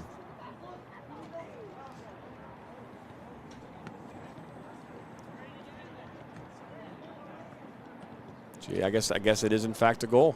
I guess that was weird. I didn't see a kickoff. That's the part that's really confusing to me. As this ball is played in.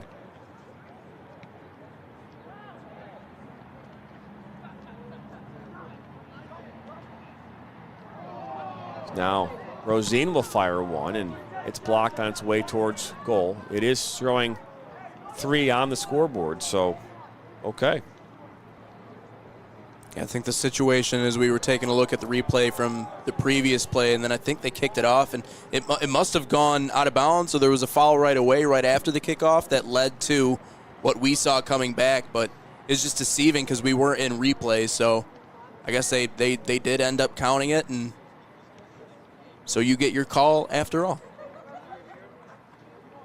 And Donato once again shows off just how fast he is along that front line. I mean, he's got burners, and it's one of the big reasons why he's going to the Big Ten.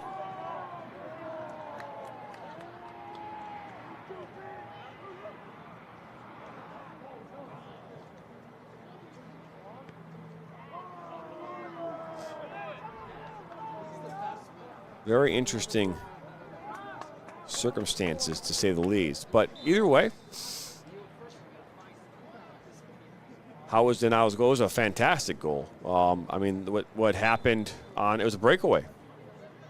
So, again, just the way it went down, I got to look back at that replay. I know we were in replay, but when we came back, the referee had his arm up for an indirect free kick. That's why I assumed they called it back. They already kicked it. I'm still confused, so. But Corey, our producer, is beyond confident.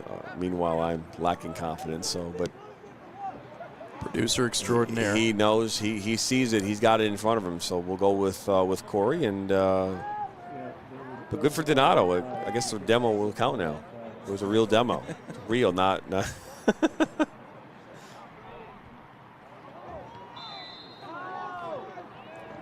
So here comes the goal. So Donato with the goal, and then he scores. Looks back at the assistant referee. They're talking,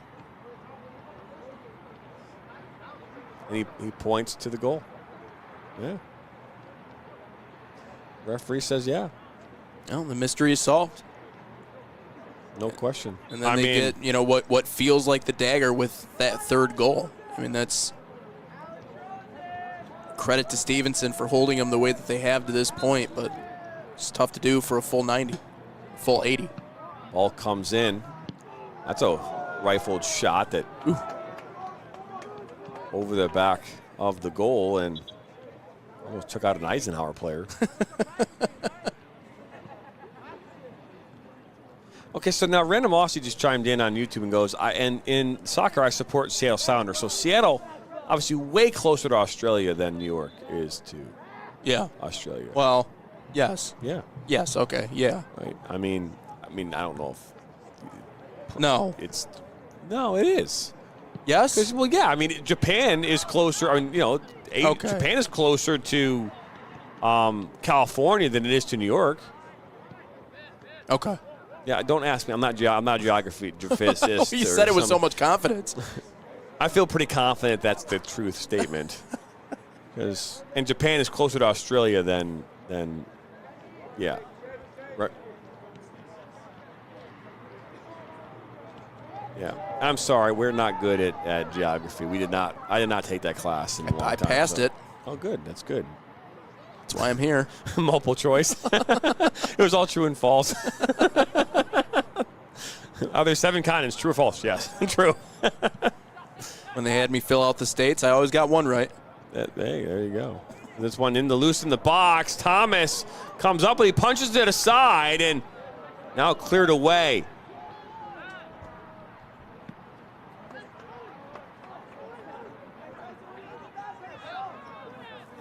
I must say we should get Corey a microphone though at this point, and just turn it into almost like the expert in the studio. Well, I'm not saying that Howard Stern is what we want, but Howard Stern actually he changed the way radio is done. He brought his producer as a full-time kind of conversation into the show. Should we just start bringing our producers in, just have them mic'd up, ready to go? But hey, let's talk about what just happened there. Yeah, absolutely. I mean, you hear it a lot of places, right? I mean, I know Tigers Radio does that with Daniela Bruce and her extent. I don't know if she's considered a producer, though. Not a producer, but a third voice in that booth. Oh, and yeah. One that you don't hear 24/7, but someone that you can use in a lot of different spots, including sidelines or, down by the team or with the team. And it could be in multiple different capacities, but good things come in threes. And Danielle Bruce has called a number of games here on our platform. Worked with her at Oakland University for a number of broadcasts. She's obviously done fantastic work for the Tigers and the Red Wings.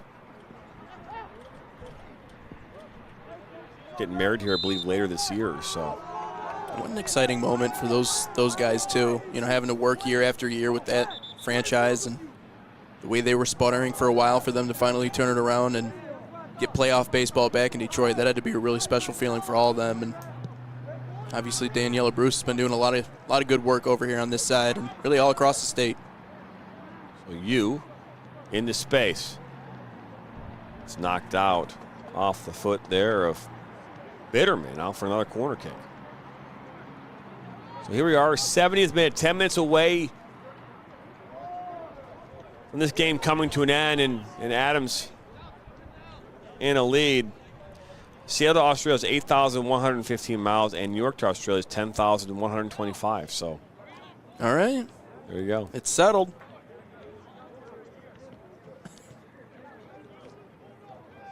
So is Gianmarco Donato is asking if she could watch, if there's a way to watch this game live. Yes, you have to go to the NFHS network. It's nfhsnetwork.com, and you'll have to put your credit card in to watch the game. Unfortunately, that's how that works. That's why we have this available, so you can at least listen in on the excitement. Ton of excitement happening here. Donato did score a goal, scored the second goal of this game.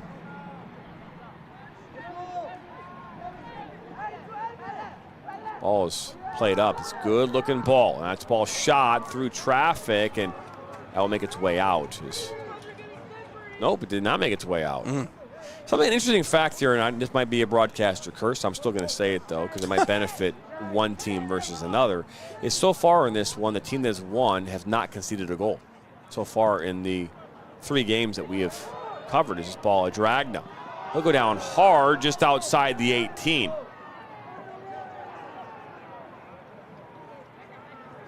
Donato.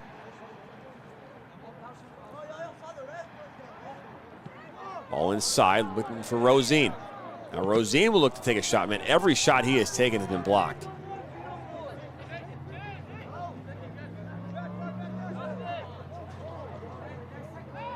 Ball played back. Rosine, right in the middle. Looking for Lilla, who scored goal number 3, even though in my heart it's goal number 2.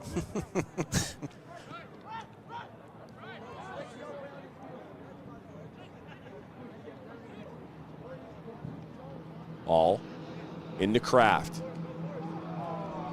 Kraft inside a Dragna. Nice little touch, a Dragna. Ball now to Kraft. Kraft lays it off for Lilla. Lilla still at his feet. Lilla, don't know why he didn't take a shot there. I just find that to be somewhat, yeah. I mean, take a shot, man.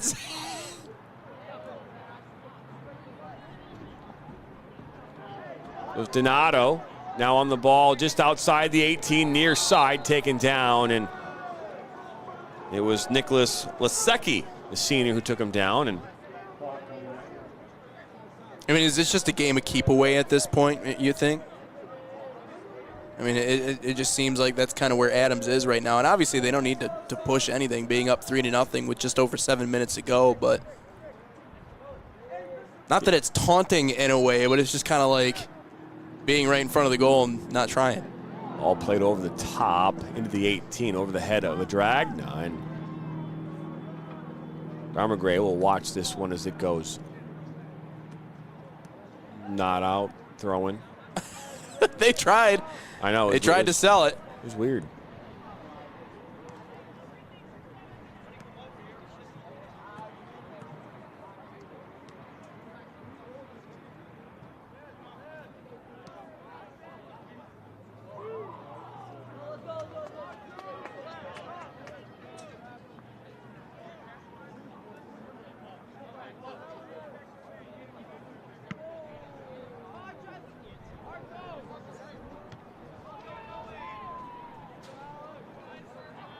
So is Rosine. Looks to go over the top. Now Donato. Donato fires a shot towards that near post, and Thomas comes up with the save. Why do you guys only stream some games and not all? Well, I mean, do you want my honest answer, or do you want the buttered up one? Because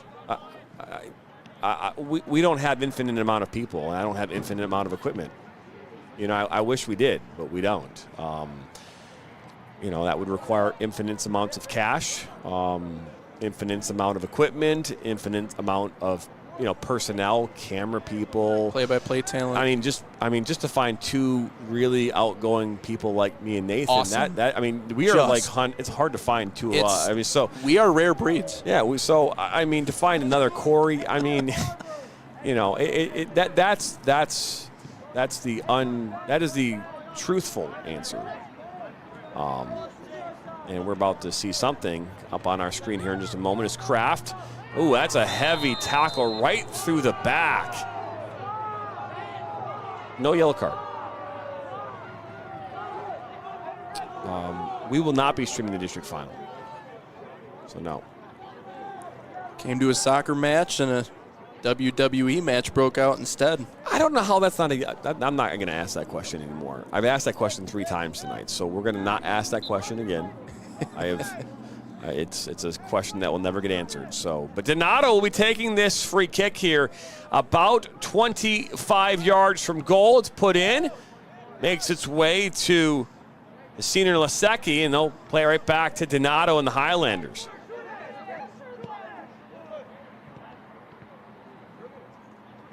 Settled down by you.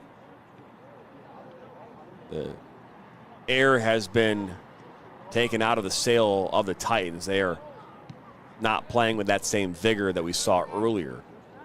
And now if you're, you know, the Highlanders, you want to get out of here unscathed. You know, a lot of physicality is that arm coming up now from Stahlberger.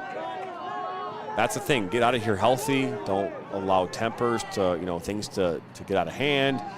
And get off this field here, 3-0 victory, and get ready for a district final on Saturday.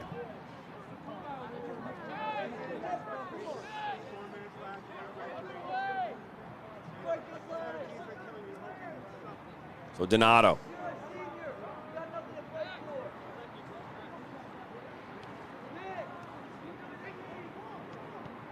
Ball played in by Blackmore, looking for Kraft. He's got a drag now right in the middle of the park. Ball put back in. That actually hits off the post.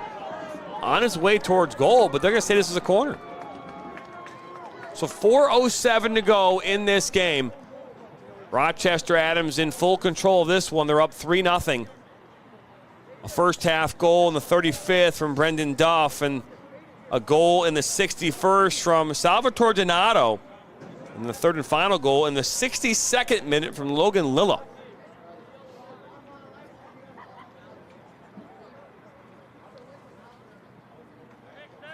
So Donato will collect this ball in the short corner. He'll play it towards that back post. Back to Duff. He scored the winning goal. As this one is played in. Now and that's right at Thomas. Brian Yu put his hands on his head because he knew he had a wide open look, but Thomas stands tall. Thomas says, anything you can do, I can do better with that save. How about that one? It was good. And someone did see it, so it did happen.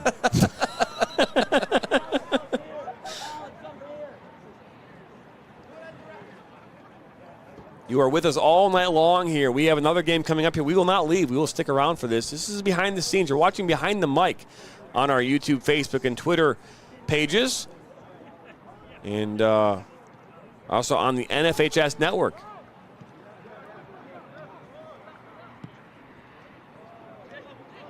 Now Blackmore. Put this into the 18, looking for a Dragna, and Thomas is able to come up with it. Believe you me, Gianmarco, we would love to be able to be at every game. I would love to. I would love to be able to do what we do for every game, and maybe one day we'll be there with this kind of commentary for every game that's out there. But in the short term, unfortunately, we can't do it, so we have to be somewhat selective with the games we do go to.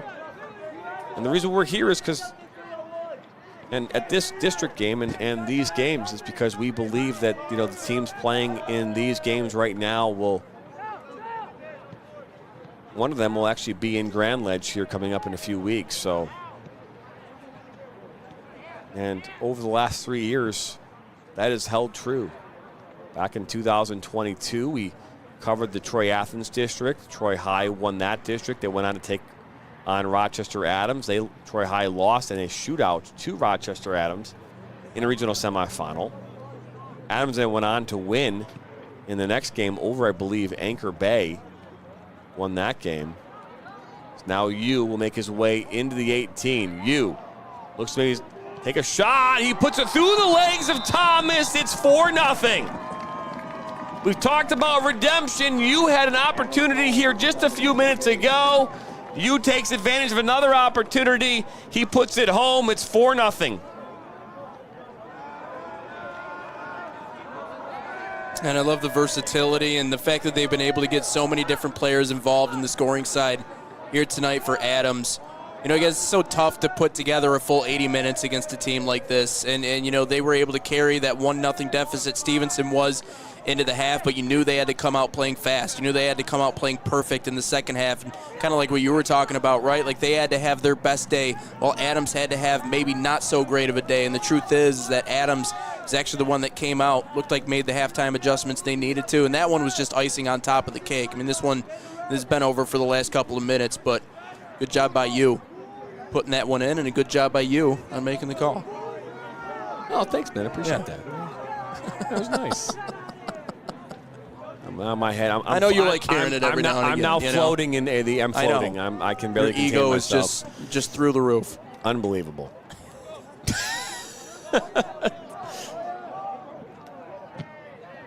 Oh yeah, a little chippy now as two players are getting held up, and U is on the ground as well as Stahlberger, and the referee gets in there, and this is what I was talking about. You know, you're up 4-0, so yeah, and look at, you see Rosine getting in there and saying, hey, you needed to. It's not you, it's him. So Stahlberger gets a card. The reason I knew that is because our producers, he saw it beforehand. Yeah, I mean, it's pretty easy to see. You know, you put someone in a headlock. That's typically, yeah. You get a card, just like Oprah. You get a card. You get a card. You get a card. U's getting a card. Look at that. Oh, there you go. See? Everyone's getting cards tonight. So that's yellow card for Stahlberger, yellow card for you. He got a goal and a yellow card. He got the double fecta. You only got a few seconds left in this game, too, so let's try not to let this one get off the rails. What are your thoughts on Romeo? They play Anchor Bay tomorrow. Probably.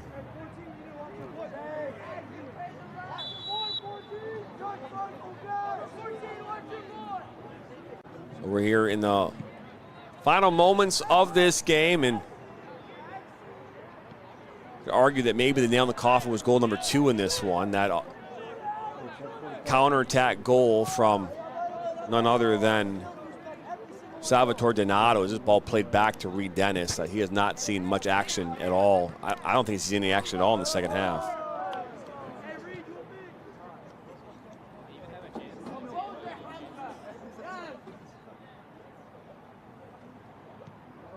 Ball is played into Lilla, and in the waning moments of this game, and the Highlanders do what they've done throughout much of this season. They win here decisively and ending Sterling Heights Stevenson's season and punching their ticket into the district finals coming up here on Saturday. Yeah, JT, you and I are both of the mindset that they are the best team in Division I right now. And coming into the playoffs, and while they're not ranked number 1, I think there's a certain understanding that with the way their roster is built and the way that they've been able to gel and everything else along those lines, they needed to come out and prove that with a convincing win in this one here today. because Stevenson was able to put up enough of a defensive effort to carry that 1-0 deficit into halftime. How did you respond coming out of half? And Josh Hickey clearly said something they got through to him because they were able to go out and prove it. And again, a bunch of different goal scorers on top of that too. So they got a bunch of different players involved to get this much needed win to move on. That they did. You know, goals in this one, only one goal in that first half. Sterling Heights Stevenson really did a great job of keeping the Highlanders off the board. It finally took a 35th minute goal. A corner kick from Donato comes in and kind of get a little scrum inside the 8, inside that 6, right there at that back post, puts it home. That's the game winner from Brendan Duff. And then this ball over the top, and Donato one-on-one with Thomas, and he puts it into the wide open net. And we talked about being opportunistic. That first goal was opportunistic. That second one was the blazing speed from Donato to be able to finish it off. And then we see Lilla. Nice little combination play between him and Rosine right into that space and then right through the 5-hole of Thomas. Not his fault on this night, as you, who is opportunistic in his own right, puts one through the legs again of Thomas. And that's where the scoring will come to an end. And the Highlanders have punched their ticket to the district final. They will face the winner of Utica Eisenhower and Utica coming up next here on the NFHS Network. For our broadcast here on the NFHS Network, we will send this home. Stick around on YouTube. We aren't going anywhere. We'll be here as we get ready for the next matchup. So for our audience tuning in on the NFHS Network, thank you for stopping by. We'll see you back here in just about 15 minutes. So long, everybody.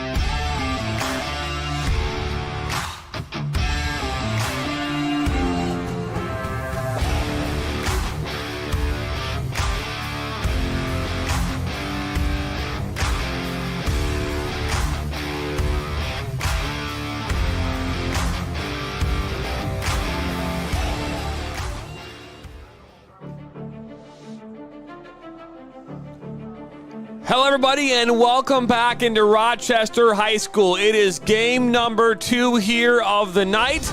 In game number 1, we had Rochester Adams with a 4-0 victory over Sterling Heights Stevenson to punch their ticket into the district final coming up here on Saturday. Now in this game number 2, we've got Utica, who is coming to take on number 10 ranked Utica Eisenhower, again looking to take on Rochester Adams in the final. My name is Jonathan Turner alongside Nathan Wangler. And we welcome you here into our press box. And Nathan, that game, it did not start out the way maybe we envisioned it back in game 1. You had Sterling Heights Stevenson really keeping the Highlanders at bay for 36 minutes. It took a 35th-minute goal from Brendan Duff. And to be fair, what a pretty goal. It was a scrum. Oh, it was very good. But and the thing is like you have to play a full 80 minutes against those teams. And that's what makes them so hard to beat, is that they just don't have a whole lot of holes. And when they're as deep as they are, you can put together a good 20, 30, 40 minutes against them. But when it comes to playing a full 80, that's where it gets tough. And the best teams, and I believe Josh Hickey's one of the better coaches in the state,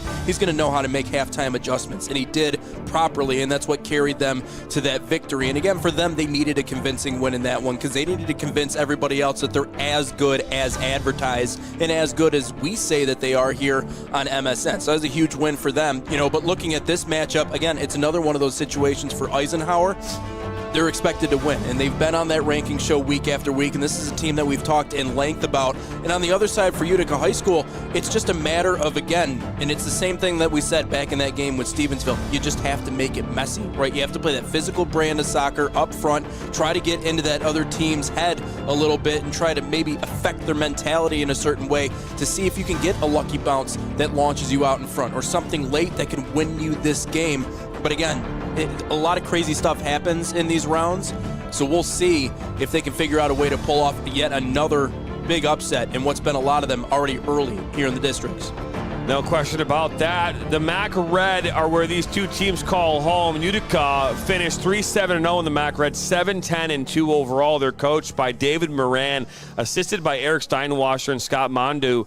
And then, hey, you've got the Eisenhower Eagles, and they won the MAC Red this season. They finished 9-1-0 in that MAC Red, 13-1-3. They're coached by Murdad Nakuger, who's at the helm there. And again, this is a team, they've seen each other twice this season. I talked about it back in the last broadcast. Back on the 4th of September, it was a 3-2 win in favor of Eisenhower. And then on the 23rd of September, it was 4-0. And one of the hardest things that you can do in all of sports, I don't care what sport it is, when you are charged with the task of beating a team not once, but not twice, but 3 times in a season, it is a tall order. And tonight, Utica Eisenhower has that task. Well, I was echoing that sentiment a little bit earlier. We were making our district picks and making some videos, essentially letting the people know who we thought on MSN were going to emerge out of the district rounds. Now, first of all, congrats to all the teams that have made us look like fools over the course of these last couple of days, because there really are a lot of them. But continuing on what I was talking about, it is the hardest thing in sports to do. And the fact is that, through 2 meetings, you're going to find out a lot about that other team. And the odd thing is again, you can win those 2 meetings, but then you get into single elimination in the postseason, and all that matters is the next 80 minutes. So to me, that is such a helpful thing that they get to play each other twice in a season, because now for the 3rd time, I think it's a little bit more of a toss-up than what some people will get credit for. So Steve Best, by the way, in our comments on to, first off, Steve, I got to say it because that's our thing for Steve. But Steve Best, a longtime broadcaster of the Michigan Soccer Network, he's saying 2-0 in favor of Ike. So you know what? There was one time in all of our history where Steve Best got a prediction correct. I don't remember the game, Steve. Maybe you do, but there was one time where through all the games we did together, you got one correct with the scoreline and the win all in line. But awesome, man. Steve, we appreciate you hopping in, man. It has not seen Steve in a comment in a minute, but we appreciate you stopping by nonetheless. Again, we're live right now on the NFHS network, so because of the playoffs, these games have to be played or are viewed on that platform. So if you want to watch this game in its entirety, you got to go over to NFHNetwork.com. And then you got to go ahead and put your credit card information in and subscribe. The great news is if you do it now, You still have to pay, I think, in November. So I guess you have to pay. If you go all the way through, you got to keep paying. But you get great soccer, great soccer coverage. Otherwise, just stick around with us. We do a great job here of just keeping you entertained, whether you're watching the game or just listening to us. It's kind of fun either way. Yeah, and an opportunity to see what we do, obviously from our perspective. But if you want to get involved and see the action and maybe do an overlay of both us and the game, you got options too. But it's nice that we have the capability of at least bringing them this. Saying no sound right now. I'm not sure if that is no sound where, but someone's saying no sound. I'm not sure if I'm getting that on Instagram, but I'm not sure if that's the case somewhere else. But either way, we appreciate you. I'm seeing it on YouTube, so I don't know if it's a no sound thing. It's probably on Instagram, maybe. I don't know, but yeah, but we're not on Instagram, so it doesn't matter. Again, it's no sound on Instagram, so maybe I'm not quite sure what that means. But no way, either way does not matter. But they are announcing the teams. We're going to hand it off to the public address announcer here at Rochester High School to wrap this up. Number 11, John Paul. He's number 5. Number 6, Caden Timopoulos. Number 7, Zeph Vega. Number 8, Amra Prostanovic. Number 9, Brandon Klein. Number 10, Jason Bruss. Number 11, Alec Brazel. Number 12, Vincent Kelly. Number 13, Hayden Wall. Number 14, Ben Goddard. Number 16, Alex Rinaldi. Number 17, Mario Ganja. Number 18, Jonathan Pascata. Number 20, Adam Gilad. Number 21, Pedro Pagnoli. Number 22, William Slice. Number 23, Emmett Kane. Number 31, Jack Barrett. Number 61, Carson Mateo. Eisenhower is coached by her dad, Nakuda. Your referees for today's game are Chris Ryan. The assistant referees are Kate Doloria and Richard. So we are moments away from the start of this game number 2. We appreciate you stopping by wherever you're watching near and far. Our sound check, sound was working for the entire time, so we're not quite sure what that was all about. But either way, doesn't matter. We're about ready to roll here. Is similar referees from last night here doing this game. We saw this exact crew out at Royal Oak last night, so they travel. Does this crew. Not very far, though. Royal Oak, about 15 minutes away from Rochester. So not a far travel, but either way, we appreciate you all stopping by. 53 of you watching right now on all of our platforms. We appreciate that. Hit that subscribe button, like us, and share this with your friends and family. And we will do this throughout the rest of the playoffs. Good times. Yeah, pretty good format. Again, we talk about this Utica Eisenhower side. They were not ranked early in the season. They had their kind of early struggles. They lost some really good players from last year's team. Jordan Klein moved on. He's now at Western Michigan. So that was a player that was really anchored the middle of the park for the Eisenhower Eagles. And Utica, again, looking at them this season and where they finished in the overall league, they finished bottom of the table. It was Utica Eisenhower, top of the table. Romeo, 8-2. New Baltimore Anchor Bay was 4-5-1. And you got Macomb Dakota, it was 3-6-1. Utica 3-7-0. And then Clinton Township, Chippewa Valley finished at 2-8. So that is where the MAC Red finished off. And we saw Macomb Dakota here a little while ago. They actually train outside our doors here at Premier Sports Center. And we saw them training earlier this afternoon, doing a film session here while we were calling that last game. They're taking on L'Anse Creuse North here tomorrow in a district semifinal matchup. Anchor Bay is taking on Romeo, and these teams would see each other in the regional final, and then the district final winner on Saturday versus district final winner in that regional final here on next week. So it's we could see them out at Berkeley High School. Will be. As first half kickoff here will be in favor of Utica. They're in their all-white kits. They're going left to right on your screen. And Utica Eisenhower will be in their all-blue kits going right to left. Is now center ref is now chatting with the coach from Eisenhower. Is the bench might be too far off the pitch. I'm not quite sure what's going on, but you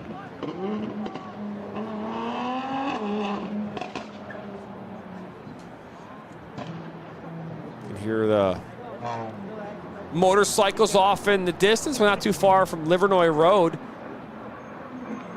They're in downtown Rochester. And here we go. Underway here from Rochester High School. Utica Eisenhower playing a long ball, trying to challenge that back line of the Eagles right off the bat. And here come the Eagles right up the middle of the park. Ball make its way to John Paul Yatuma. Now played back. Is Mazurek. Looks to go over the top.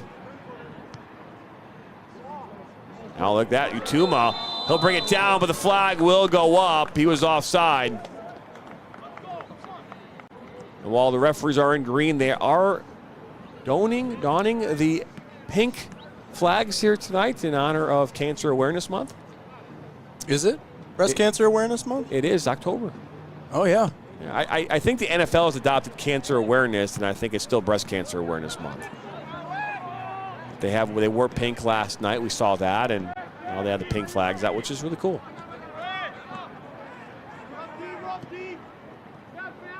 Ball up top towards Gaga.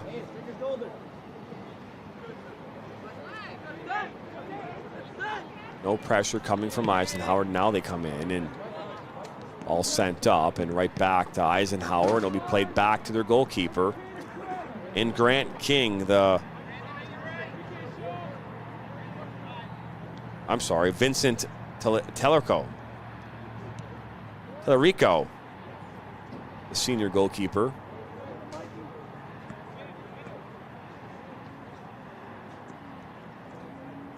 We just talked about this before the broadcast on Instagram about, well, actually we're making a video about how to pronounce names. And I made a joke. I'm like, I'm going to butcher that one all day long. You can't do before a game talk about how you're going to, I'm going to butcher that name all day long. Not necessarily that one, but even though I did butcher it, though. Right. It happens from time to time. Oh, it happens a lot more than you think. Either way, we're still underway here. 2 minutes into this match. If you're just joining us, the previous match between Rochester Adams and the Highlanders finished 4-0 in favor of Rochester Adams over Sterling Heights Stevenson. So now Stanovic puts us into the box.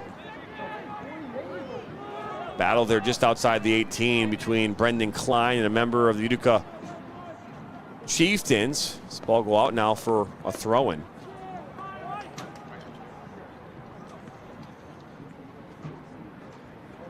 It's all thrown in by Daniel Grishai.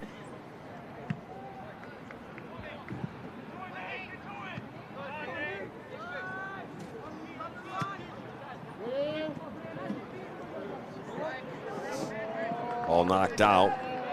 Tuma was there for the Eagles, and now it's to be thrown in by Mazurek.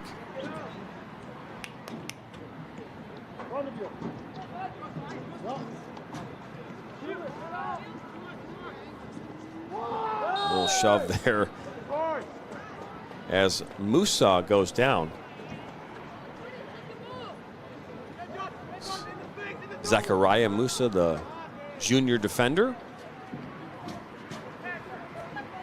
And Nathan, we look at this district as a whole and what we expected to see happen. I think all of us picked Rochester Adams to win this district, and that was based on what we've seen as far as the body of work all season long.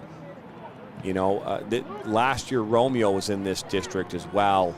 Romeo's now in another district. That would make this district even more difficult because Romeo is having a solid year. They struggle with some injuries at the beginning of the season, they lost a couple of players that ultimately can't be on the pitch for them here tomorrow as they take on Anchor Bay. But as Utuma will make his way up here, that's cleared away and out for a corner. First corner of the match, that was cleared away by Chunchik, playing center back here today for the Eagles. But Eisenhower, in their own right here, wants to make a statement. They've got to first do it here against Utica. But they can get through this game here tonight and make their way into a district final. They have some work to do against a really good Rochester Adams team. This ball comes in, it's still loose. Now finally kind of poked away and out of touch here on this near side. Yeah, and Adams they just kind of wear away at you throughout the course of a game. It's not like, you can hang with them for a little bit, and that's what we saw with Stevenson. You thought defensively they were able to stick in that game for a little bit and really make a game out of it, but Adams is so good and so deep that once you get towards the end of the game, whenever you're playing that squad, the legs kind of start to give out, and that's, it's like a boxer that's up against the ropes. That's the opportunity you have to go for the knockout punch, and that's what Adams did in that second half. So it's really going to, number one, test your endurance, but number two, test your depth. I mean, how complete of a team are you? Because you need to be exactly that in order to beat that Adams team. And, the thing that helps them out so much, we talked about it during that game too, is like they were able to get 5 players back from the academies. They got a collection of guys that are going Division I. They're so talented that even despite some early mistakes in that game, and Stevenson really taking them out of the game, you could say, or taking them mentally kind of out of the game within the first 20 to 25 minutes, they're just so talented top to bottom that somehow they can find a way to make it work. But, anytime you play that team, it has to be a full 80 minutes. So we'll see if one of these two can play a convincing enough game to show that they can hang with that squad. So ball be thrown in on that far side by the Eagles. Looking for Yatuma. It's now Gaga and out for another throw-in. So deep in the defensive third here of the Chieftains are the Eagles with the throw-in.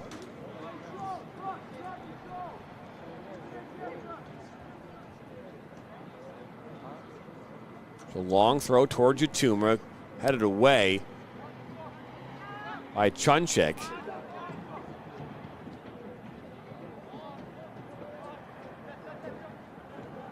Skega. Bruss. Back to Bruss. Looking for Gaga.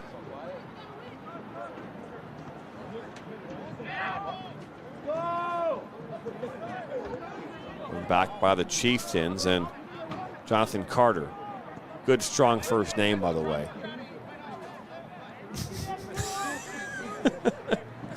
Spelled just like me, so kudos to mom and dad for spelling that name correct. Second best name out there. It is. It's Joe Nathan. Right? Good. It's a good pull. There's Bruss inside.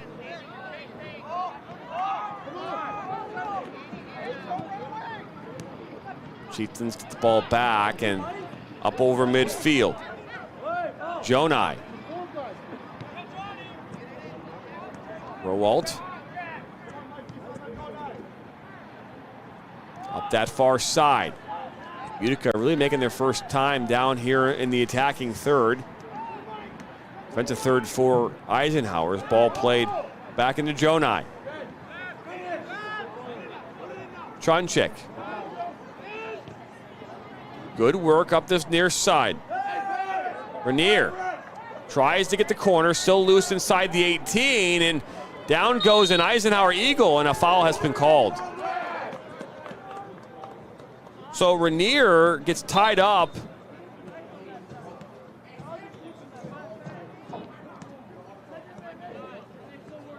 With the Eagles defender in Brendan Klein, and a foul has been called. Yeah, it seemed like a situation there where it was the reaction.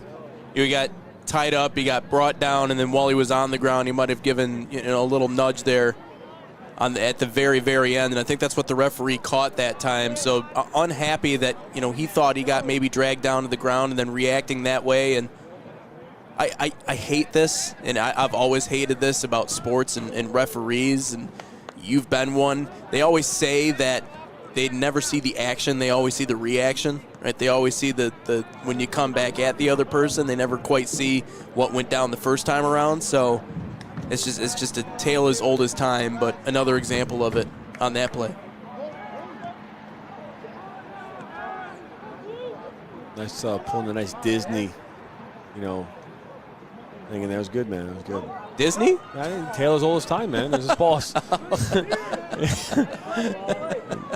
I don't know if that's Beauty and the Beast or what that was. That is Beauty and the Beast. Definitely, good, yes. Good, another good pull by you. I almost broke out in song as up comes Carter. Looking for Rainier, and last touched off Rainier and out for a goal kick. Brandon Mossy says kangaroo dive. He called us kangaroo people the last time he watched one of our streams. I didn't understand that. Well, he's from Australia. So he's the kangaroo people, not us. Well, he's a random Aussie. I think he's just... You guys deal with the kangaroos. Well, if you like to live in Nashville, you're like, hey, come on, let's go all this country folk, right? And not, no, country people. But there's no kangaroos running around, at least as far as I know. No, Nashville's weird. Nashville's a weird place, so there might actually be kangaroos. Detroit Zoo is not that far from here. They used to have kangaroos you could walk through, the outback, so to speak. All played up over midfield. They'll be tracked down by Musa.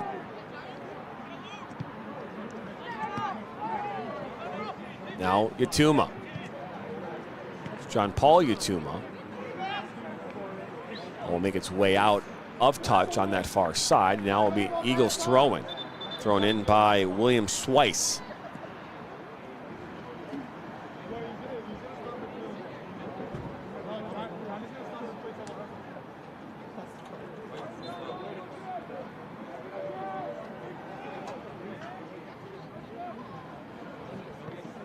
It'll be settled down and clipped up, but we'll keep playing.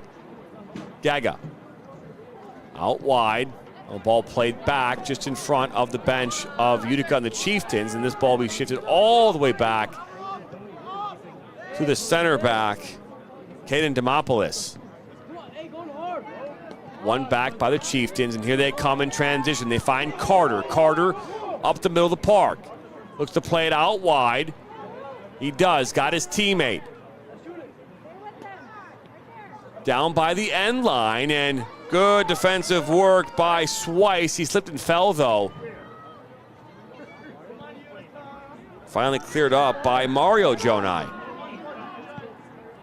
Ball put towards the 18. Still loose, just outside. Oh, a big swing and made contact with the Eagle defender.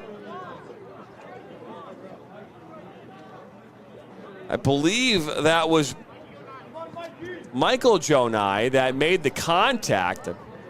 The Eagle player was Brendan Klein, who took the brunt of that contact. Big swing and a miss, but he made contact with the leg of Klein. Oh, how about Klein? Tough, just getting back to his feet, gritty. Didn't take much time to pop back up and continue play here. But look at all this power that's being generated early here by Utica High School. I mean, they're getting a lot of chances and at least working it into good positions. And long ball up top and a shield, good shield defensively by Zachariah Musa, as out comes the goalkeeper.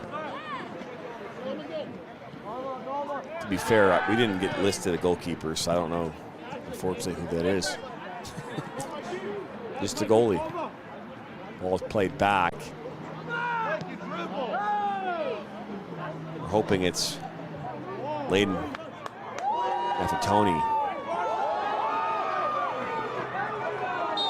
He held up, as you see.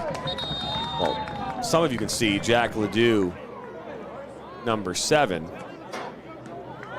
It's held up, and we got a yellow card.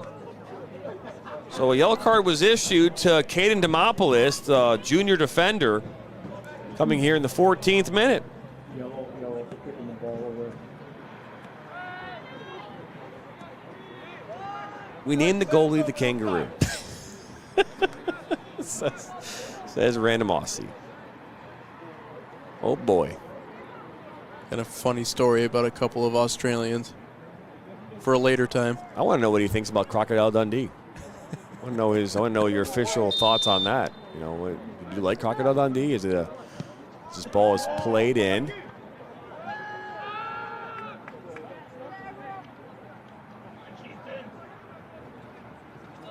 Last touched off Rainier.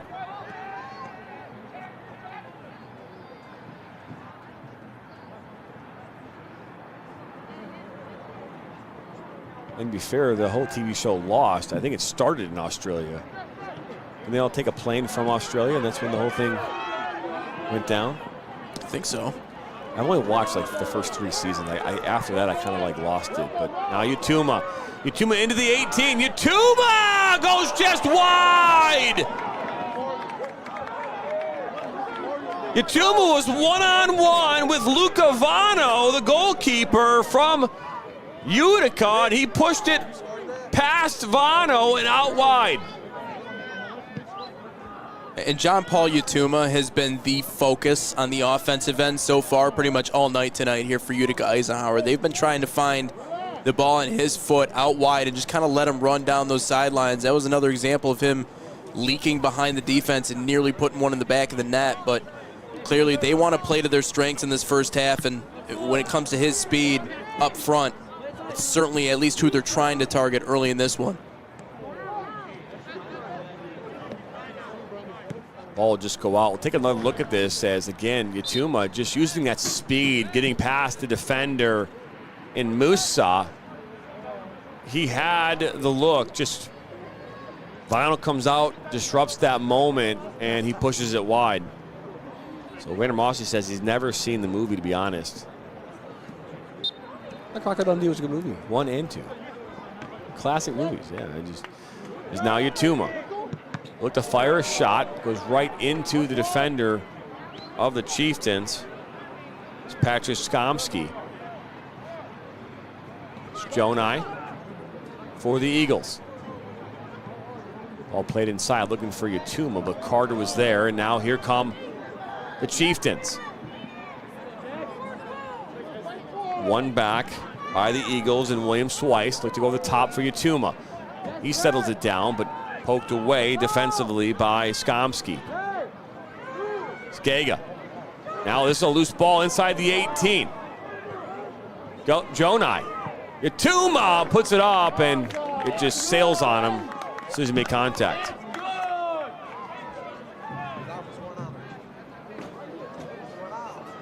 Come on, Jack. Let's put the ball. All played inside. Jonai.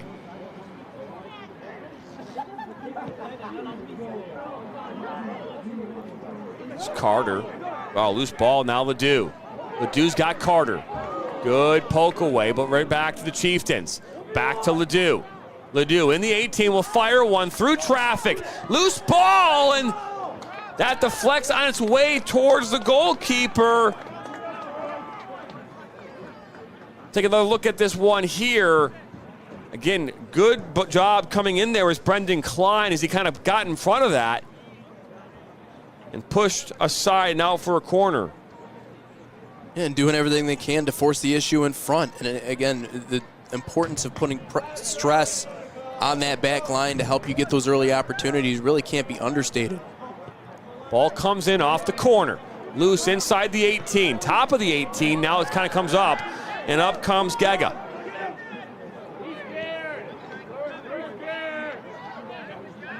Inside.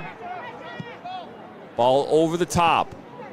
Settled down now by the Chieftains. They'll maintain possession. Rainier. Ball makes his way back to Musa. And Ledoux runs out of real estate. 19 minutes into this one, it's 0-0. Both these teams looking to punch their ticket into the district final on Saturday at 1 o'clock. Well, they'll take on Rochester Adams. A tall order, but it has been ordered up. And for Eisenhower, too, we talked about the importance of stringing together a full 80 minutes. The last time they played them once this regular season, Rochester Adams, and they tied with them 0-0. So I guess that there's one team on the defensive end that I guess understands how to limit a lot of that firepower that Adams has. Now it's just a matter of figuring out how to score on them. And it's not easy when you're going up against a goaltender like Reed Dennis, standing at 6'4" the way that he is, with the athleticism and the ability to jump and everything else along those lines. So clearly it's going to take something on that end to get a good bounce. Ooh, geez. It's a hard collision is it's going to be a throw-in. Caden Wall became the wall on that hit.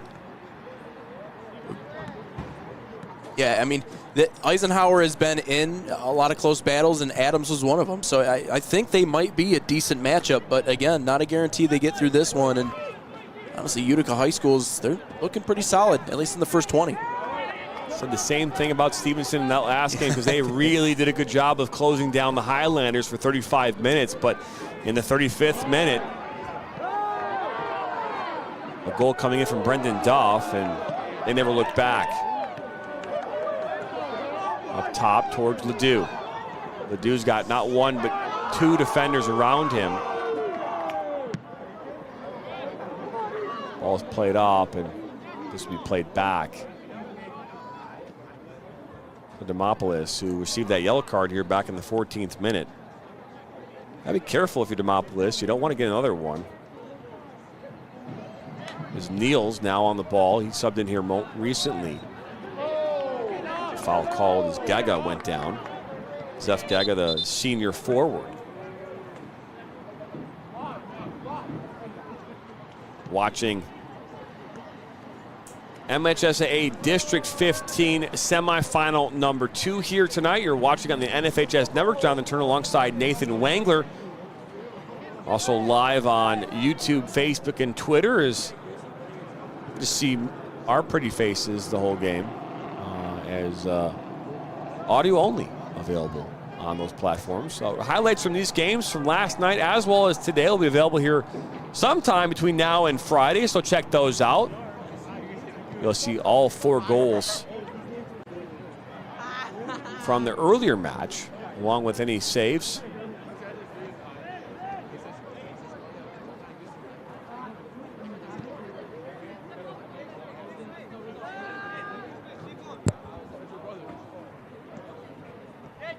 I want to thank the 65 of you watching on YouTube, Facebook, and Twitter.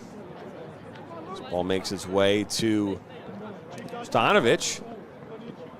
Skaga's right there for the Eagles, and at times here we're seeing kind of, I would say sloppiness is not the right word to use, but a disconnection between both teams as far as trying to pass. That he threw that ball over his head, but he clearly was waiting for subs to come in.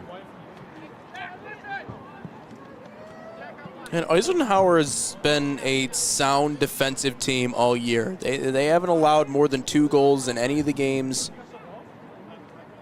that they've played. They lost to Romeo. That was a 2-0 shutout. Outside of that, though, they're really, really sound on the defensive end.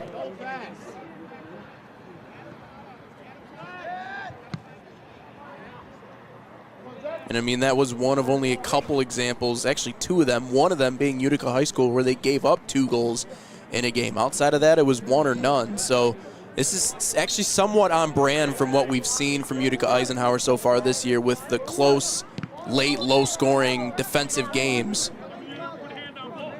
So it's not necessarily a shock to see it play out this way, although it is a little shocking when you look at the games that they have played against Utica. Typically, they've been high-scoring. So a little bit of a reversal of fortunes in that way. Exactly what Utica wants. I know we're just past 20 minutes in, but like we said, even in that last game we did, like the best position to be in going into halftime is 0-0. If you're Utica in this situation, you want to get a goal, but holding firm and not allowing Eisenhower to get out to a roll is a good place to start. Ball played back by Carter, all the way back to Vano. Oh, ball getting right to Yatuma, but he's not able to settle it down. Vano not to confuse with Bono. Where the streets have no name. That was good. Thank you. I got a few more in there. Dad was a big classic rock guy growing up, so it was in my ear whether I wanted it or not. Same with sports talk radio. Now Ledoux for the Chieftains, looking to get into the attacking third of the Eagles, and this actually hit off the head of an Eagle and out for a corner kick. So an opportunity here for the Chieftains, maybe off this miscue.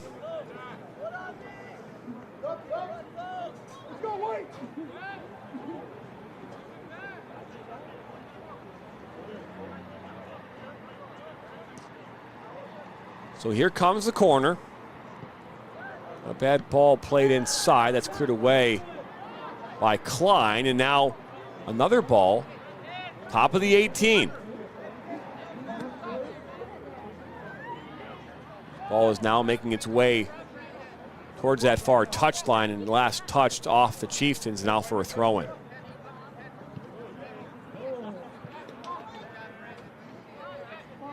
Ledoux, the Chieftains, drops it back. Up this near side. A little shove as that ball is played up, but it'll be out for a throw-in.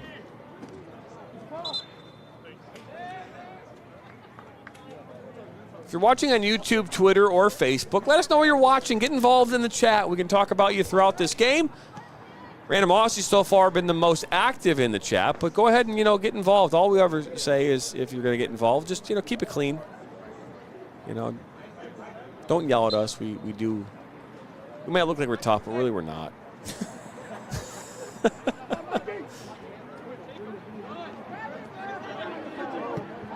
Ball looking for Yatuma. Yatuma's got a bunch of space in front of him. To put this into the 18, it's got to be a way better ball than that. He's got to have a little bit more authority than that, too. I just felt like he just kind of played that one way too short. He just gets that ball. He's better off trying to serve that in the middle of the box where there's not numbers yet. Hang on the ball. And try to get that defender, get past that first defender. And then, draw some traffic in. Then maybe look to slot it to a player running on top of the 18. That gives you a much better chance of converting that into a successful chance versus what you did there. Still a lot of time left in this one. 27 minutes in, 0-0. Rochester High School, the place to be here tonight. Be back at it again here tomorrow night at Royal Oak High School for the district final as Troy High and Berkeley face off for the second time in 3 years in a district final. Pre-game coverage begins tomorrow night, 5:30 Eastern, right here on the NFHS Network, YouTube, Facebook, and Twitter. Guess who's on the call tomorrow? Me and you, right? I didn't know if there was a surprise incoming with that, or, hey, you've been replaced. Me and my wangman over here, Mr. Nathan Wangler. The wangman. Wang the wingman. He's directing traffic with the ball right at his feet. Don't typically see a lot of that, but either way, confidence nonetheless. Ball now played back to the goalkeeper and Rico. Ball up top, settled down by Emmett Kane. It's a good ball into space. Oh, if he could find that pass right instead of up the middle, that would have been a beautiful one-on-one maybe opportunity with the goalkeeper and Vano. Instead, all the way back now to Rico for the Eagles, the goalkeeper who at this point hasn't really had to do a whole lot. This ball hits off Yatuma, makes its way back now to the Chieftains. Up this near side, looking for Ledoux. Ledoux cuts back, good cutback on his left foot, puts it into the box. Headed away. And that cutback was silky. If he gets a little bit more elevation on that feed, they might have their first goal of the game. Chunchik into Jonai. That is back to the goal of the Eagles. Now look around the back line. Musa out wide on the far side, right in front of the Eagles bench. Now Carter inside. Khalil. Now to Ledoux. Ledoux on his left foot. A one-time shot that is put high and wide and officially deemed to be no good by our on-site official, Nathan Wengler. Wide right.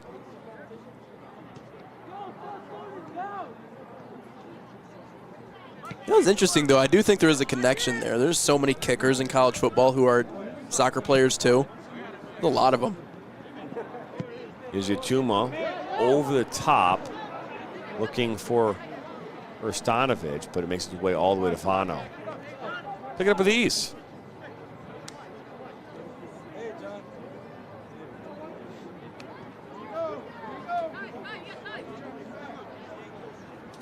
Chunchik. There's a ball long, but one back by the Eagles. Bruss. Looking up to go up that far side, and give and go. Carter and Bruss will battle, but that ball will go off for a goal kick.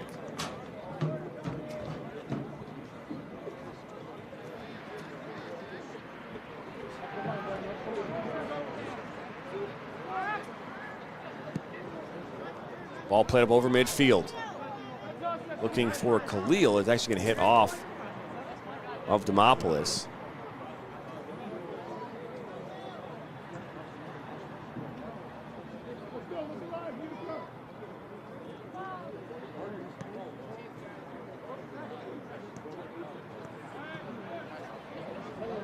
Ball played back. Musa.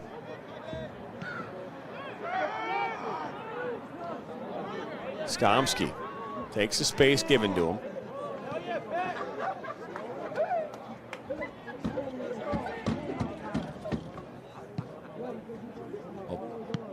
Towards the 18, then cleared away. Settled down by Yatuma out wide to Mazurek. We're going to go up top with it, and that's broken up. Good play as Musa unfortunately able to keep that one on the pitch. So 31-23 into this game, 0-0. We didn't see a goal scored in that last game until the 35th minute when Brendan Duff opened the scoring, and as I said before, never looked back from that point. Again, the longer that the Chieftains can keep the Eisenhower Eagles off the board, the more confidence they can gain, and that just makes this game so much different than what you expect. Is this ball played inside. That's Klein. Now Klein, good slide by Musa. Klein was inside the 18, and had Musa not slid over, he might have had an open look on goal. Yatuma cuts inside, but good defensive work by Carter. One back, and a long distance shot by Mazurek is wide and not good. Yeah, well, here we go right back to what we were talking about earlier, right? It's the hardest thing in sports to beat a team 3 times, and here we go the 3rd time around. Eisenhower trying a couple of different things that worked the first time around, you know, trying to target guys like, you know, John Paul Yatuma and trying to get him open. Now, mind you, he has, but they're clearly they're trying to find an answer on the offensive side and just try to move the ball a little bit better than what they are. But I think on the other side for Utica High School, they have enough film to go around, and enough times they've played these guys that they understand what they need to do. So look at this now as Gaga tries to track one down, but out comes the goalkeeper, Luca Vano, and he'll pick it up and find it up over midfield. Khalil with a nice chest down. Now here comes the Chieftains. Looks like a number 20. I don't have a 20 in my roster.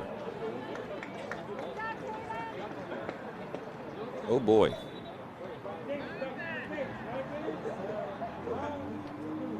We'll try and gather who 20 is. If you're watching near or far, if you want to let us know who 20 is.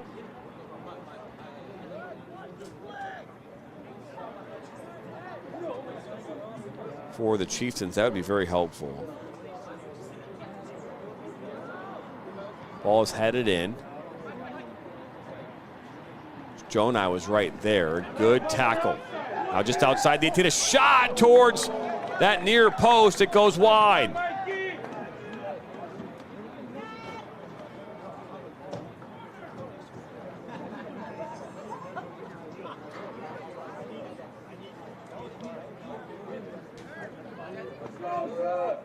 This ball is played short inside the 18. Demopoulos. Now long ball looking to go up that far side. Fortunately, Stanovic could not get there in time.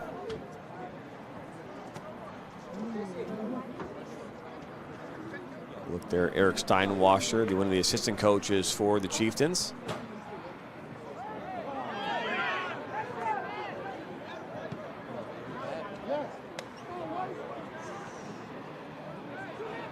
Bruss. Good physical play from Luke Rowold. Rowold. Look at call foul. So a free kick coming up here for the Eagles as we have officially surpassed 35 minutes, and we have gotten past where the Highlanders scored back in the first half. Ball is played in, makes its way towards Yatuma, now cleared up towards midfield. Now Ledoux. Scott Khalil tried to find him. Good work defensively. I know we still have another half of soccer left to go in this game, but this just has the vibe of being a game where it's like the next one wins. Like it might be a combination of, like you said earlier, I don't know if sloppy's the right word, but just not passing the ball very well or just good defense. Gaga goes down. The referee's gonna call foul. So Gaga happy with the call. And a free kick coming up here now for the Eagles. This about 22 yards from goal. 21. It was 22. It might have been 23 at one point. Now it's definitely 21. 20 and a half. Either way. Well, this would be a heartbreaker to the confidence of Utica. They can execute. Yatuma stands over this along with William Swice. John Paul Yatuma has been dangerous all night long for Eisenhower. Nothing to show for. He had a great opportunity back in the early going of this game. It was one-on-one with Vinyl, but he pushed it wide right of the goal.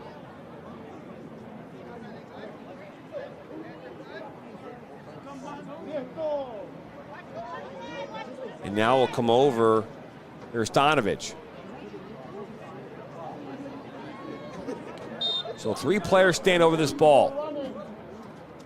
All going to step over it. Yatuma Stanovic puts it into the mix. Oh, it's loose inside the 18. And somehow there were three players there for the Eagles, all of which were wide open, but they marked each other.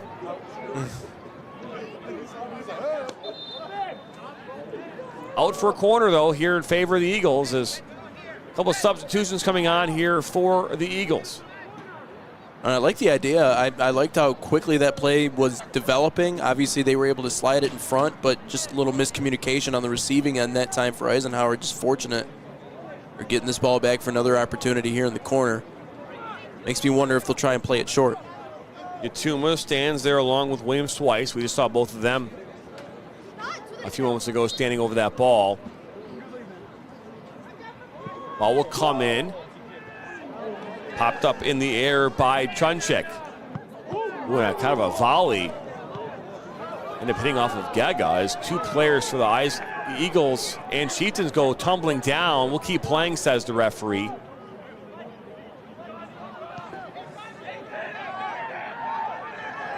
Two minutes to go in this first half. Gaga up that far side. Hrstanovic draws the corner, last touched off Musa.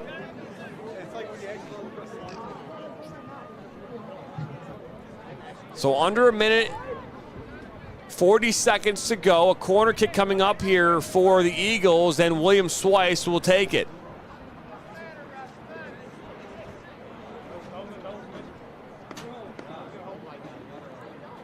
Swice puts it in high, in the air. Oh, in a bicycle attempt, out comes Vano. Gaga tried to tee it up for a bicycle, but Vano was there to stop him in his tracks. And I guess as a goalie, you got to be willing to take those shots too. And credit to Vano for not being afraid, getting in there. Saw the attempted bicycle, obviously wasn't able to make contact on that one, but I really like that volley. I thought that volley was good, high, right in the middle of the box. That's typically where you're able to get those good deflections, but Vano able to shut down that opportunity. 1 minute remaining. Russo will play it out as we are officially under 45 seconds to go here in this first half. Gaga. Yatuma. Tries to cut back. Right into traffic, looking to play the ball inside to Adam July. It's now Khalil. Misplays the ball, one back. Odd touch, it will go. We talked about the confidence going into halftime Utica would have that they were able to keep this 0-0, and getting through that first half, so important.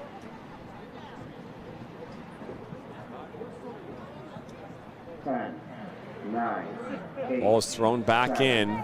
6, 5, 4, 3, 2, and that is how this first half will come to an end. And no goals to show for it. At times, the Eisenhower Eagles have shown how dangerous they can be.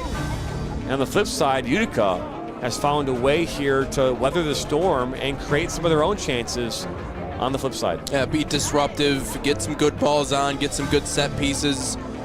Both teams had opportunities with corners. This is really a matchup of two teams that, again, we talked about earlier, are meeting for the third time this year. And the fact that they are able to go into halftime with it scoreless, I'm really going to be interested to see if Eisenhower can maybe script something out to begin this second half and really get a quick goal in there. Because typically what happens in these games is if you allow one, that one snowballs into 2, 3, 4, and beyond. And then we saw that in the Adams game. So these first 5 minutes, these initial 5 minutes coming out of halftime are going to be the most important 5 minutes of this entire game.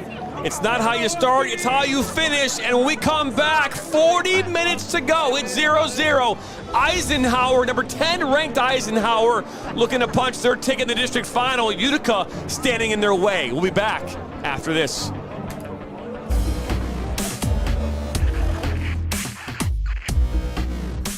Are you looking to play at the next level? MSN is now offering player recruitment videos. We are excited to partner with you and your family in getting you to the next level. To learn more about our packages and what we offer, head over to the MichiganSoccerNetwork.com. Remember, your journey starts with a click. I'm a husband. I'm a father. I'm a sister. I'm a son. I'm a brother. I'm a daughter. I'm a sister. I'm a referee. I'm a referee. I am a referee. I'm a referee.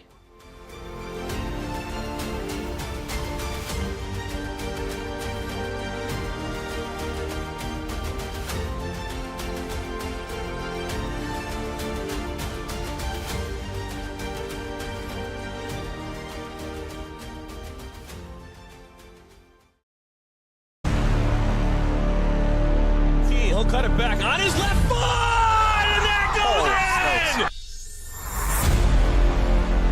Towards the 6, a one-time shot, and it's 2. Now one with Everett, what a save! One-time shot! My goodness! One finds his way to the back.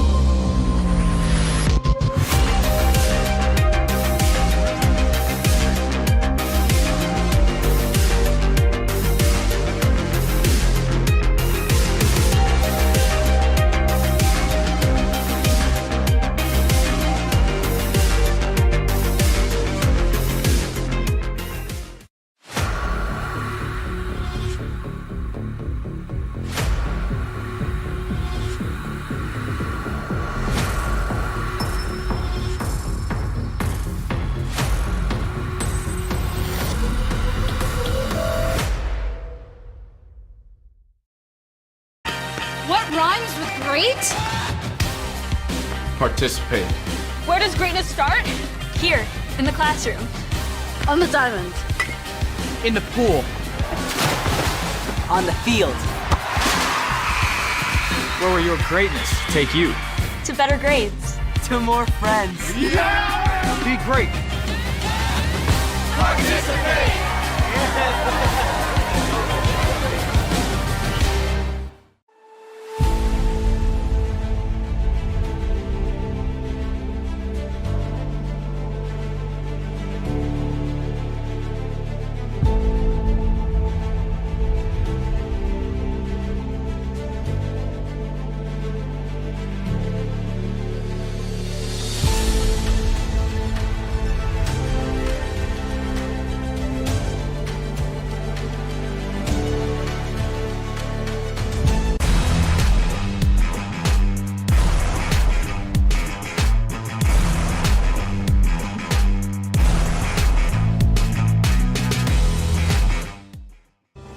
Are you looking to take your game to the next level?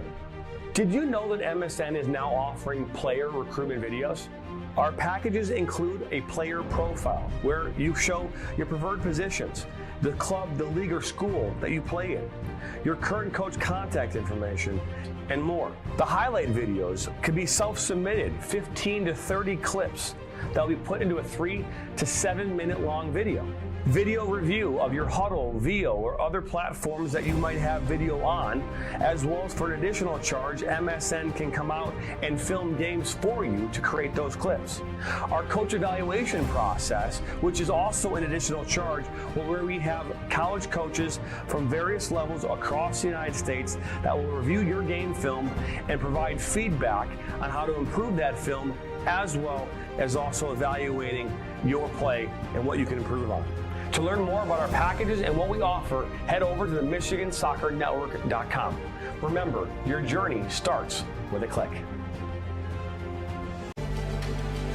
The following is a presentation of the Michigan Soccer Network.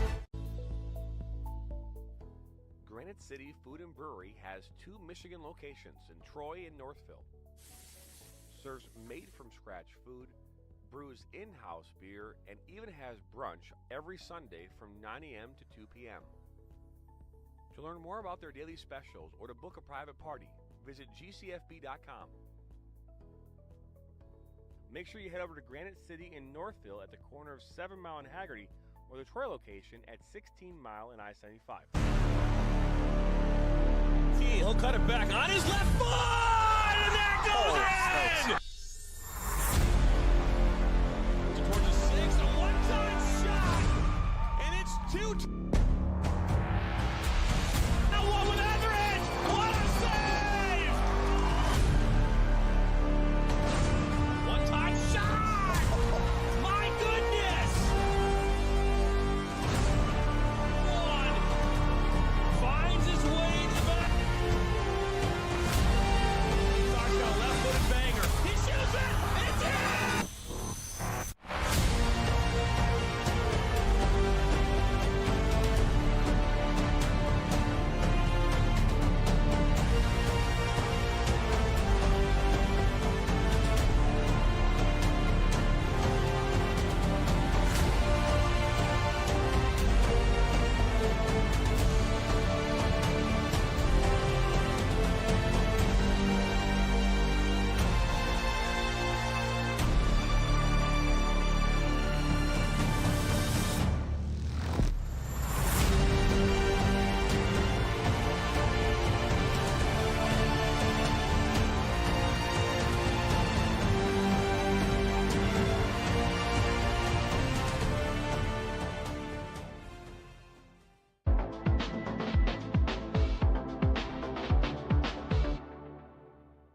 life, things aren't scripted. If you're an athlete, we need people like you and translate those skills to officiating. You can get a lot out of it. It happens in every town, in every game. We never have a perfect game, but the rewards always outweigh the negativities.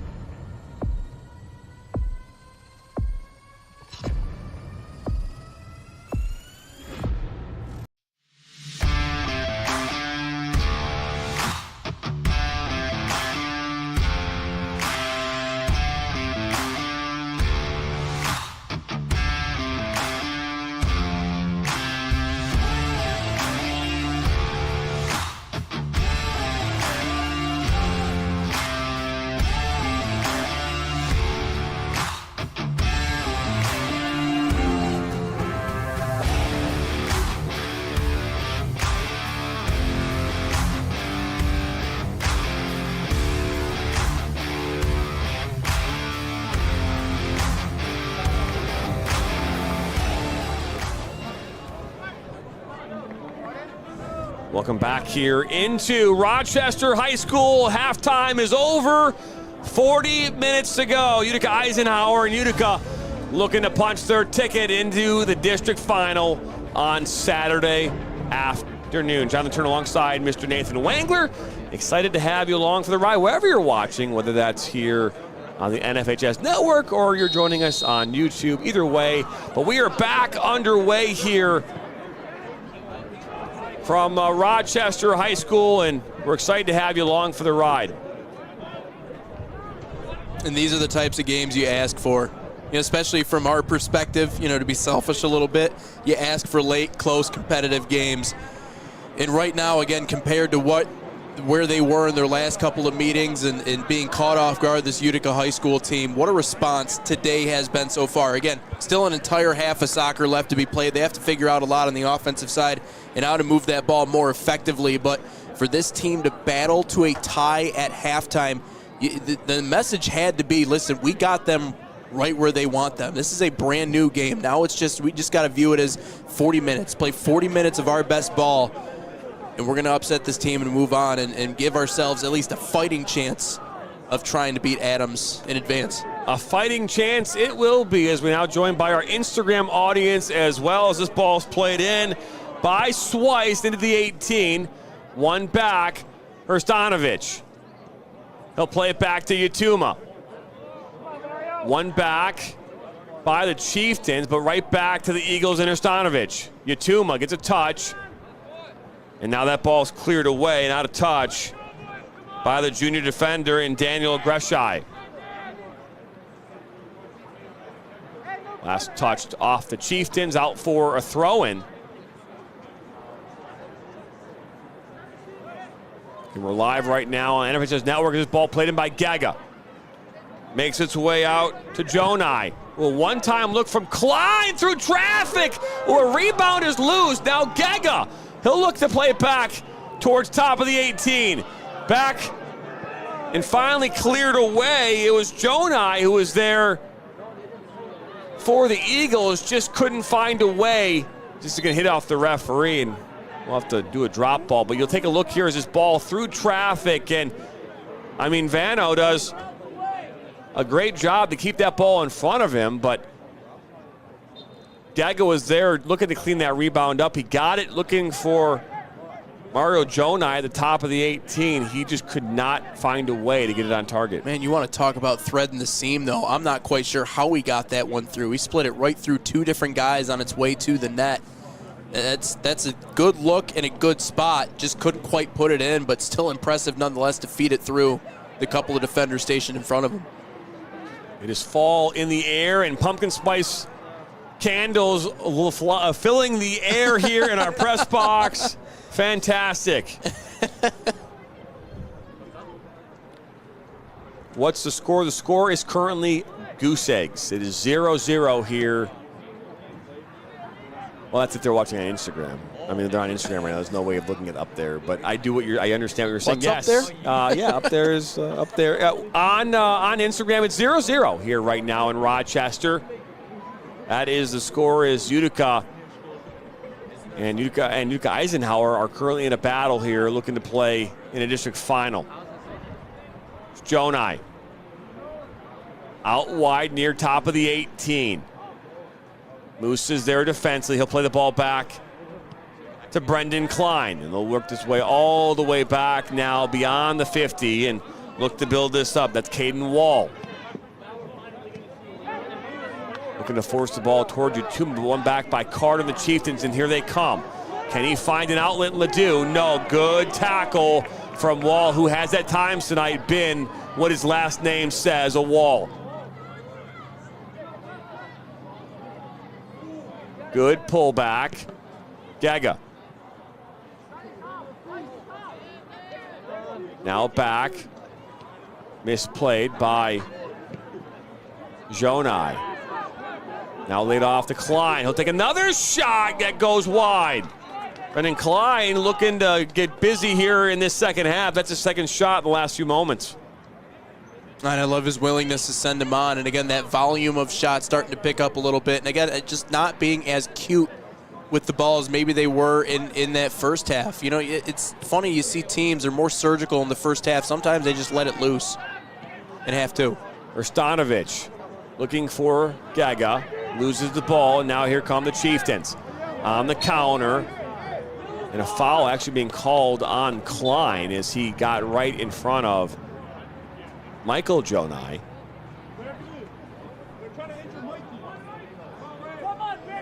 You're watching on YouTube or Instagram or Twitter or Facebook, get in the comments. Let us know where you're watching, who you're rooting for. Pick our brains. Whatever your heart's desire. Just all we ask, keep it clean. Keep it PG. PG-13, you know, it's okay. Add some dollar signs and underscores as now Jonai looking to thread the needle into Jason Bruss, but that was good interception by Jonathan Carter. Played back by Rowalt. Last touch up and out.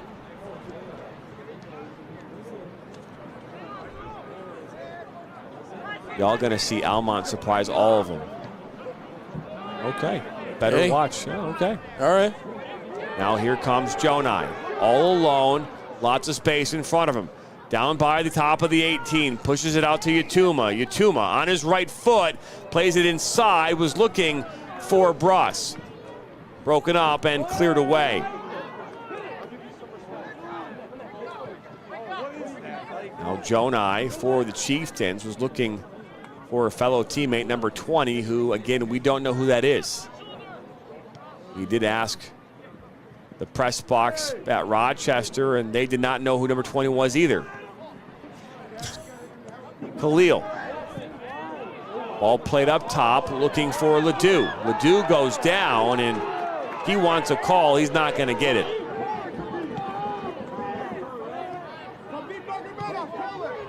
Erstanovich looking for Gaga. Musa comes in, great slide tackle from Musa. You know, you don't time that right, you take down the player. You're looking to get maybe a card and possibly even a penalty shot. So good work from him to stop that promising tackle with a good slide tackle. And you love the willingness to go out and make that play and take that risk in a big game like this. I mean, you kind of need to.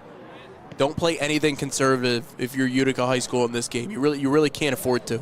So now Bruss slots it in towards Gaga, off the football upright, and pops back down to the field of play, but it was out, and upcoming a goal kick here for the Chieftains. And these touches are just becoming so much quicker for Eisenhower in this second half too. I mean, it's like ping pong, the way it's bouncing in between.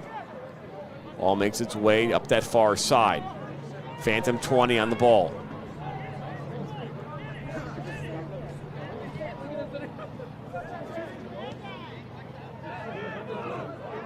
Now Khalil, good slide coming in defensively there from Caden Demopoulos. Remember, he's on a yellow card. He got back in in the 14th minute. So got to be very careful how you approach every tackle for Demopolis.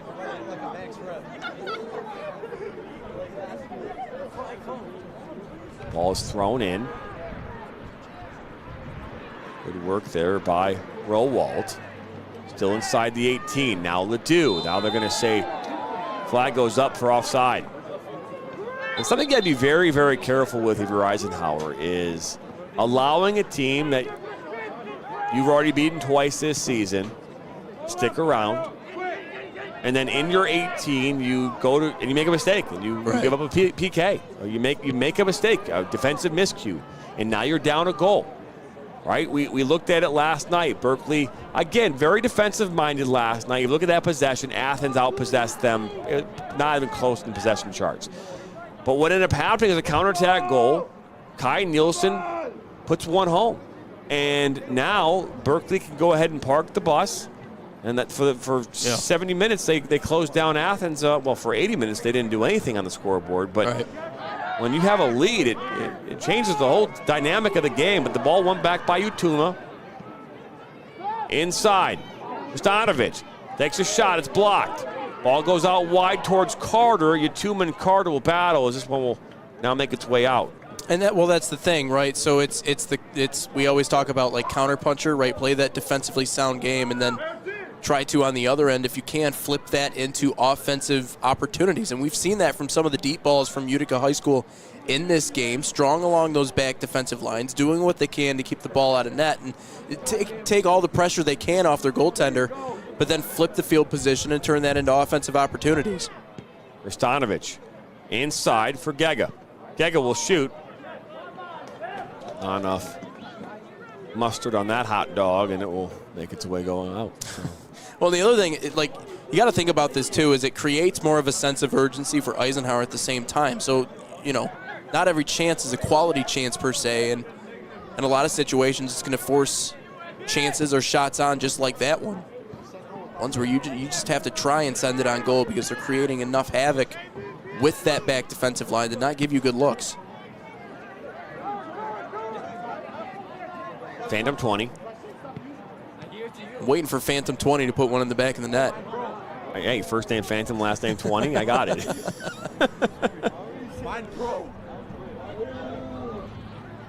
I mean this in all sincerity. If anyone could tell us who 20 is on the Chieftains, that would be fantastic.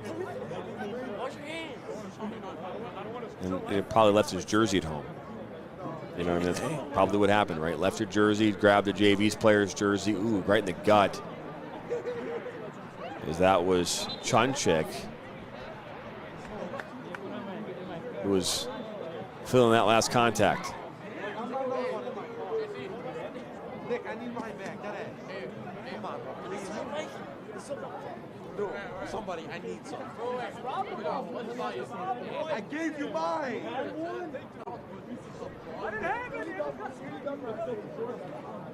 It looks like you got him right in the groin area, or right on the inside of the leg there, and that never really feels good in that area. It looks like you might have caught a straight elbow in that process, but he's good to go. Frustrated about it, but clearly nothing intentional, nothing you can call in that situation. Ball up over the top and looking to head back by Musa and Vano. I mean, that was a dangerous ball, and now you don't want to do that. You don't want to give life when it hasn't been earned. And again, these miscommunications or defensive miscues, they are the ones that will come back to haunt you. All played back by Ledoux. I like playing it quick, but how many times have we seen teams get burned exactly like that? You're just playing lackadaisical in their own zone. All of a sudden, one turnover, and the game's flipped on its head. All played up towards Yatuma. They'll let that one go through. Keeps fighting hard. Yatuma. In comes the defender in Skomsky, and he'll end up earning a corner, Yatuma will, for the Eagles. He is slow to get up, and he has been the most dangerous player on the field here tonight for the Eagles. And these two teams start each other back in September. On the 4th of September, Eisenhower won 3-2. On the 23rd of September, they were 4 goals better than the Chieftains, winning 4-0. Will be brought in by William Swice. Swice, good driven ball. It's inside the 6. It somehow deflects off a Chieftain and in the back of the net. The ball is bouncing around inside the 6. It is a hard struck ball by William Swice. It might have hit off Utuba, but at the end of the day, it hit off a phantom 20 and into the back of the net. And a phantom goal, nonetheless. That will go down as an own goal for sure. Is heartbreak in Rochester. Oh my goodness.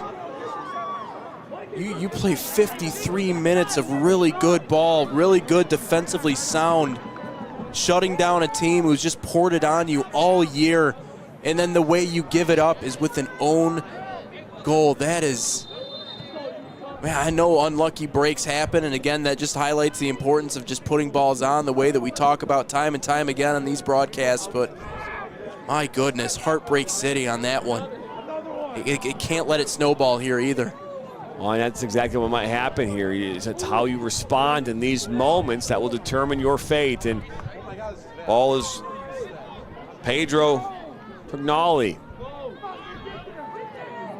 What's Fraser and GPS score? I can look. I don't know what they did.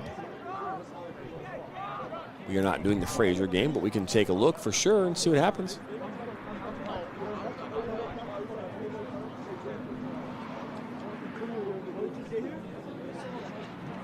That ball makes its way in the back of the net. It's 1-0 here in favor of Eisenhower. It is going to go down as an own goal. I mean, there's no other way to put that.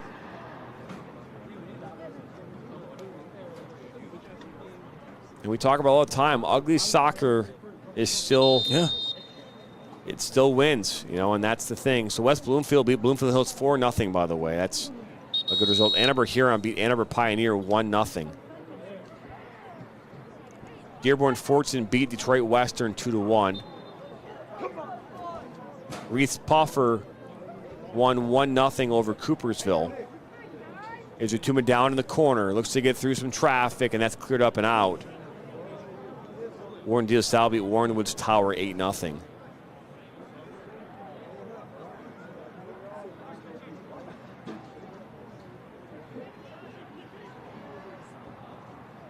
Down by the end line, looks to put this one in. It's going to deflect out and out for another corner kick. Just trying to see if I see anything related to that score line. Frankenmuth beat Freeland. Ball played short. Swice into the mix. Could have been Musa. Now played right back. And then a shot from distance, not much of it. Now a half volley, kind of half bicycle, played up and out. Looking here, Jackson and Christie. They actually lost to Jackson Christian. Gabriel Richard beat Lutheran Westland. Detroit Cristo Rey beat Hope of Detroit Academy only 4-3. Grosse Pointe Woods beat Allen Park Intercity Baptist 1-0. Royal Oaks Shrine beat Novi Christian Academy. Bad Axe lost 9-3 to Saginaw Valley Lutheran. Elkton Pigeon Bay beat Saginaw Newville Catholic Central 2-1. So to answer your question about who won, Fraser or Grosse Pointe South, are they even playing today?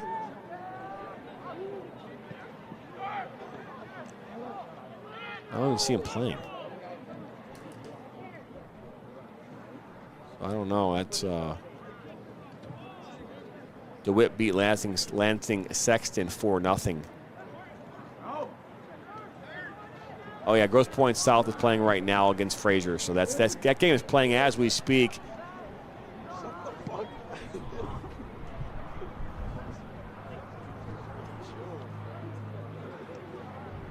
'57th minute, 1-0. A 54th minute goal, an own goal.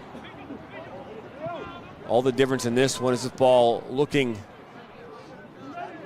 up towards Emmett Kane.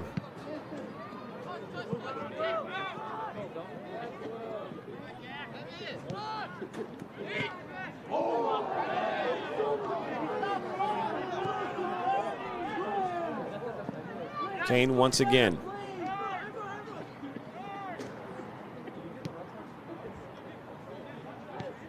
Ball played inside towards Hrstanovic. Cleared away.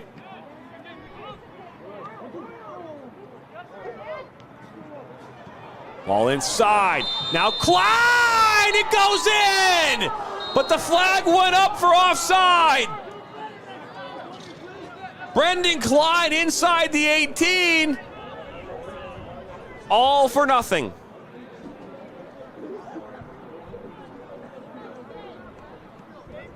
And Klein trying to get back on that one, just got caught lacking, looked up, the ball was rolled right out in front of him, and I don't blame him for turning around and trying to finish off that opportunity, but clearly in an offsides position.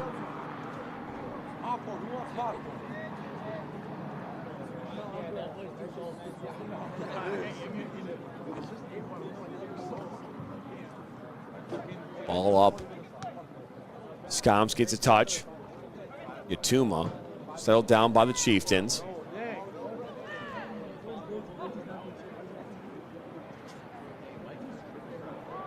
Zurich. Good battle. Now cleared up. Yeah, Joe, we are going to be streaming tomorrow the Berkeley versus Troy High District Final at 6 p.m. from Royal Oak. Hrstanovic inside. Good work. Oh, that's a hard, heavy tackle. One back. Jonai. Now Yatuma plays inside and makes his way to Vano. You can see Luca Vano jumping up and down, urging his guys to get up the field and make something happen. Clearly frustrated in his goal right now because he's starting to feel the pressure. This Eisenhower team starting to put it together on the offensive side. And again, how unfortunate that it was actually Utica that kind of hand-delivered them that momentum with putting that one in their own goal. It's just how big those goals can be, especially in the postseason. One goal feels like a whole lot more. Nice hold there as Carter, but we're going to keep playing, says the referee. Now a foul call. I mean, Wall had a whole bunch of jersey there on Carter, and Carter's kind of like, why didn't that get called? Yeah, Carter practically got yanked down to the ground. I understand letting him play, but only to a certain extent. Ball played in the mix. Now cleared away. Cheaton's under continued pressure here.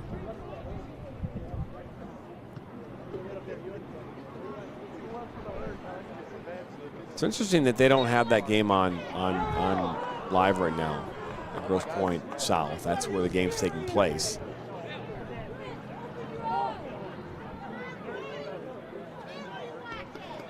There's that district semifinal between Fraser and Grosse Pointe South taking place right now at Grosse Pointe South High School.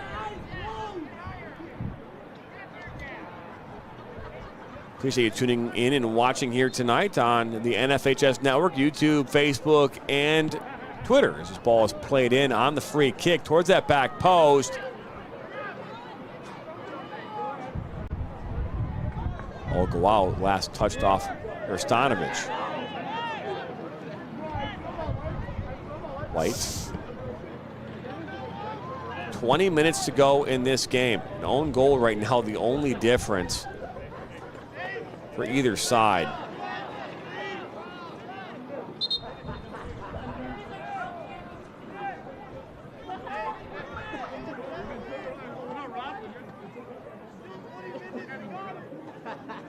So some substitutions come on.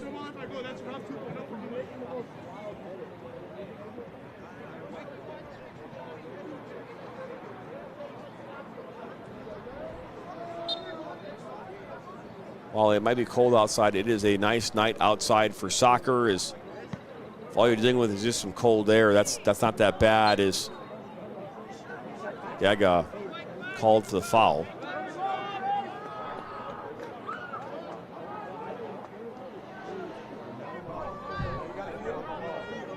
Put back in play. Finding Carter, who's wide open on that far side, will take his time to settle it down, but Yatuma ends up getting there to clean that up. Agnali. Ball given away. Carter. Kane. Bringing the ball up. Good run from Tognali. Tognali will use his speed, and that's finally cleared away by Skomsky. And the length of Skomsky playing a role in that one, too. Just enough for the reach on that leg to chip it off of his leg after what was a really good charge that time by Tognali to get all the way up the field with it. And I mean, how critical does that own goal look the deeper and deeper we get into this game? Well, we talk about it a lot. I mean, in order for you to make a long playoff run, the things have to go your way. The ball has to bounce, the luck, the calls, you name it. It all has to go your way. Is now Yatuma. Yatuma will take the fire shot. Yatuma! It goes in! Off the hands of Vano. And John Paul Yatuma makes it 2-0 in the 63rd. And look at that little coast-to-coast on the dribble. Goes right back to his left. Sears it into the back of the net. And John Paul Yatuma has been all over the pitch here today. His speed has been on full display. You saw him targeting him a lot early, especially within those first 5 to 10 minutes. Finally able to break through, and really what you could consider the dagger late in this one, considering just how little pressure Utica High School has been able to apply on the other side.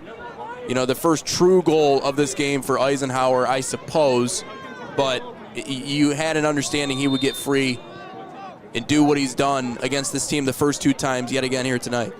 No question. We're back underway here at Rochester High School. 2-0 here in favor of the Eagles, who so far this season have, each time they faced the Utica Chieftains, have come away with a victory. They have put themselves in prime position here. One of which was self-inflicted, another one which is a thing of beauty from John Paul Yatuma. Ledoux. Zurich was there as this ball is pushed out for Carter. Carter lays it back to Ledoux. Ledoux, not a bad ball. Janai, that's blocked right inside the 18, and good work by Wall, being another Wall in that moment. Ball played immediately up top toward Yatuma. Players, Chieftains want a handling, and they're going to get it. Now the clock is going to be stopped. Not quite sure why they stopped the clock.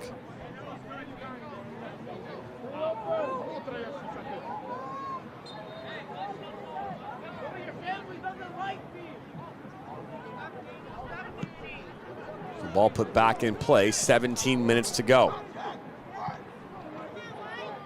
Ledoux.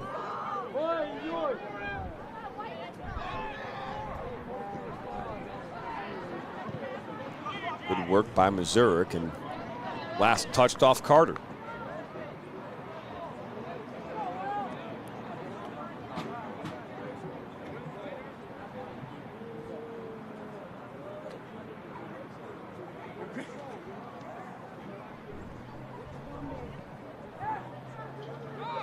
So ball now just outside the 18, Gega.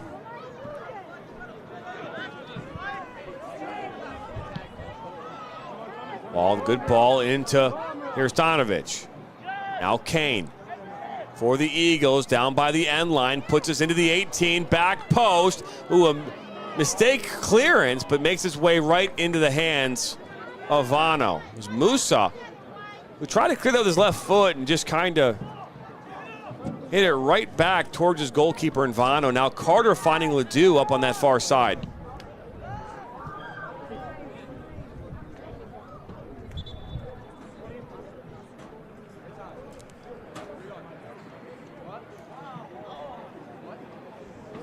So 15 minutes to play.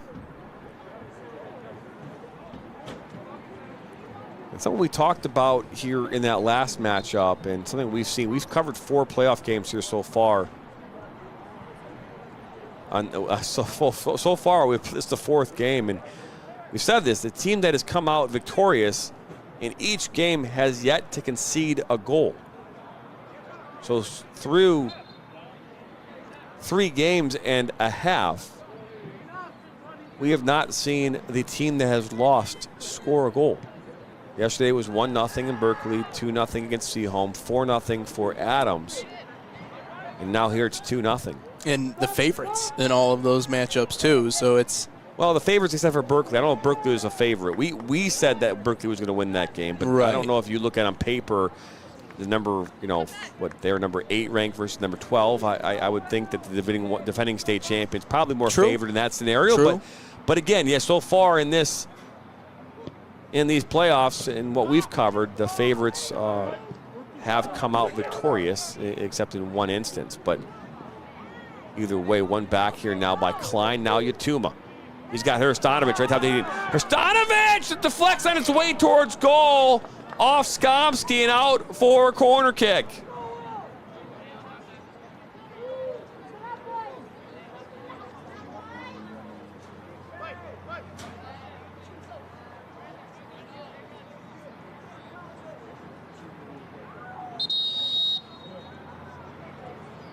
So a corner kick coming in now from Williams twice. We saw that corner kick back in the 54th. It resulted in an own goal. A well-driven ball. This ball comes in and it's headed away. Back to Yatuma. Should have went inside instead of outside, but that's okay, as another corner kick will be earned, and good work.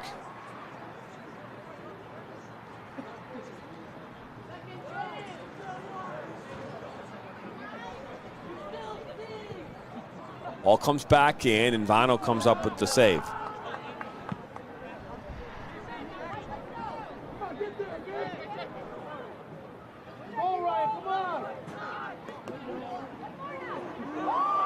Still not got an update on the score from Waterford Kettering, Orange Lake St. Mary's. That's a big matchup.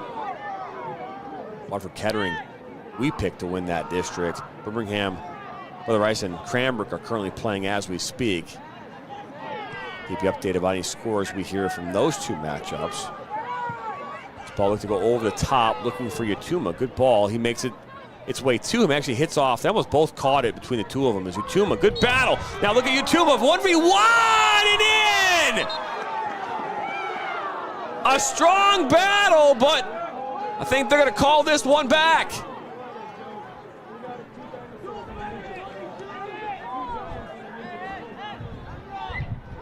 And what exactly on that play did you see that brought that back? Well, I mean, they're going to argue that Yatuma got too physical, and that's what created that space. I could argue. I mean, again, if this is a different game, maybe that doesn't happen. You know, as this ball is played up, it's down went, I believe that was Khalil. But I would imagine the contact there is what did it in.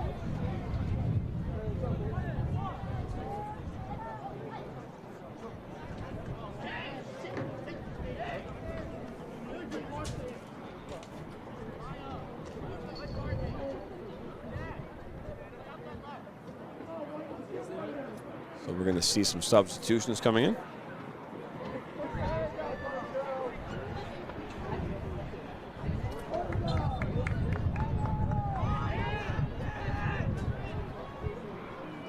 We'll see as this will be brought back in by Larico, who has seen nothing of action here tonight at all.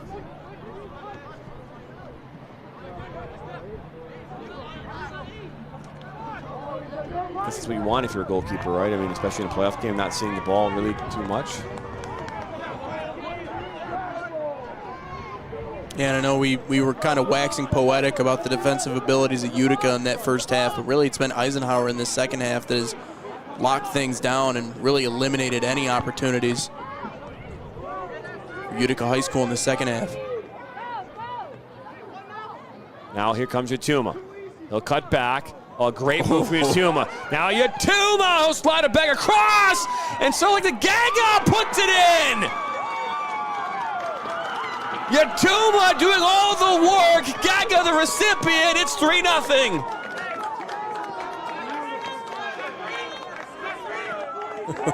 Yatuma. Put him on skates, young man. And centers that one for a great drive to put in the third and maybe final and decisive goal in this game. Good sportsmanship being showed on both sides. I don't quite know what he was wearing on that print underneath the jersey. I don't know if we can get a look at that, but no, Yatuma just, I mean, his ability to weave his way in and out of defenders on that last play, that was all self-generated. And it threw the defense kind of into a tizzy. We'll see. Does it go to prom? Oh, what? Oh, well, fair enough. Well, he didn't take his shirt off, so that's good. Yeah. So that makes it where it's not a yellow card, but good for him. Hey, when you get paid to play, then you can do things like that. But that is true. Maybe up until that point, not so much. But we're back underway here, and I would argue that first goal was a nail in the coffin just because of how this game was going. But that third goal would definitely be the nail in the coffin now, as 3-0 is the score here.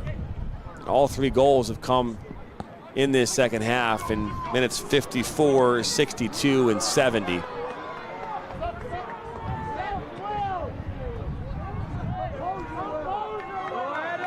Now, once again, here comes the Eagles. That's July. This is where if you're Murdad and the Cougar, you start getting all your subs in, is William Swice. Ball goes out.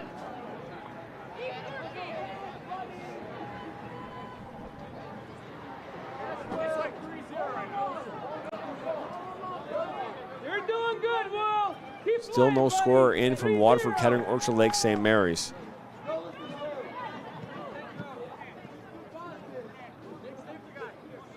There's Pell. Now Swice. Settled down by Utica, and up this near side. Now here comes Jonai. Looking inside, it's a good ball, top of the 18. One back by the Eagles. They look to press up the field with Gega. Settled down by July. Little back heel, but nobody there for the Eagles.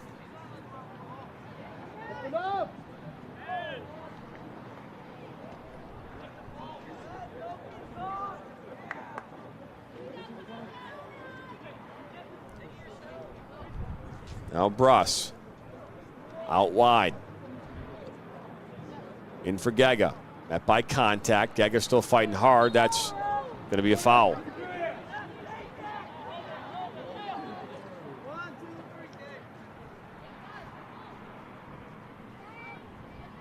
So a free kick coming up here for the Eagles. This outside the 18. It'll act about 25 yards or so from goal. They don't need any more goals, so interesting to see what they'll do here.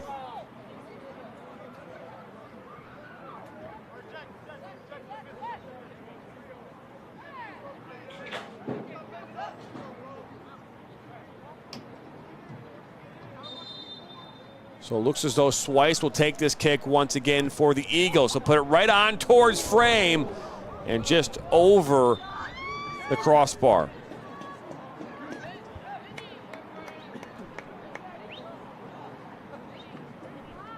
Greeling beat Holton 6-1. I saw that Kingsford won earlier as well. Traverse City St. Francis won 8-0. Eaton Rapids 6-0 over Battle Creek Penfield. Olivet fell to Three Rivers 2-0. Chesning falling to Lanesburg 2-1.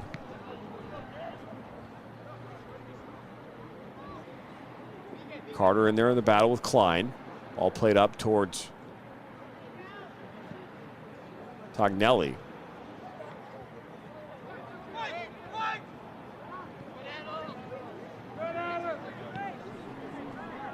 Klein.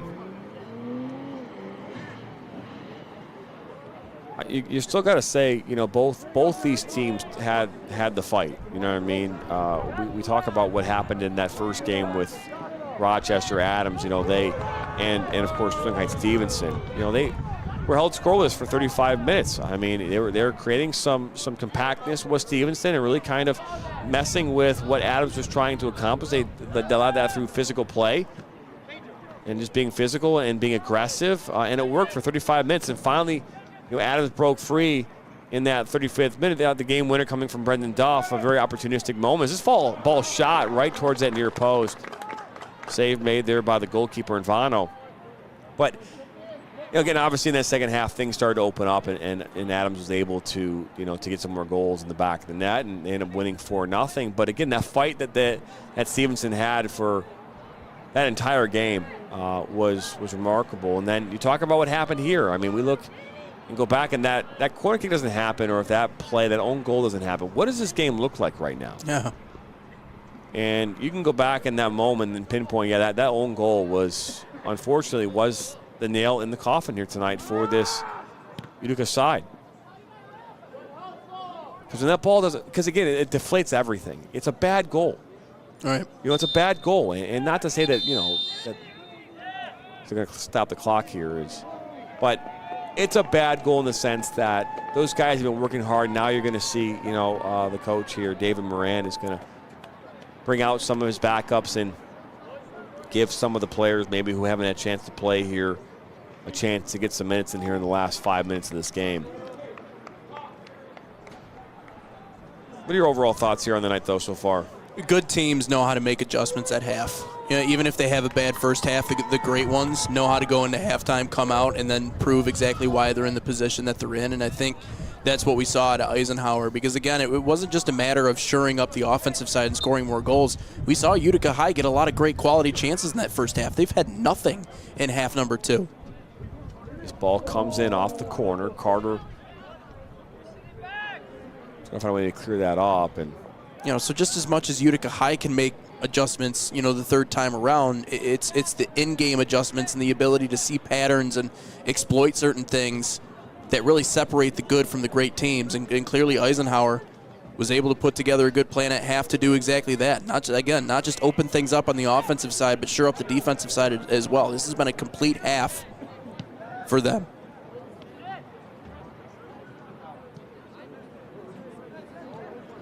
Sometimes it's not all you're doing. It can be someone else is doing as well. And right. That is the reality of when you're playing against team. Again, that's that part too where you're talking about that mental aspect of this game where, you know, you go in and you're playing against a team you've lost to twice. You know, there's a level of unsurety, there's a level of confidence that maybe you aren't playing with. Maybe you're playing so tight and timid that you're so afraid to make a mistake that you're not looking at how successful you can be by just playing a game that you know how to play. And it happens all the time where players come in, they beat themselves. And not saying that moment is what that was, but a ball comes in and you have two players fighting hard to clear it off the line and ultimately clear it off each other and into the back of the net. But it's a game of momentum too. And that, I mean, if a team's going to get momentum, allow them to deliver themselves that momentum by beating you. You know, don't give chances away, and it's why it's such a heartbreaker, because you can't make mistakes like that in a game and in a situation like that and against a team on the other side in Eisenhower.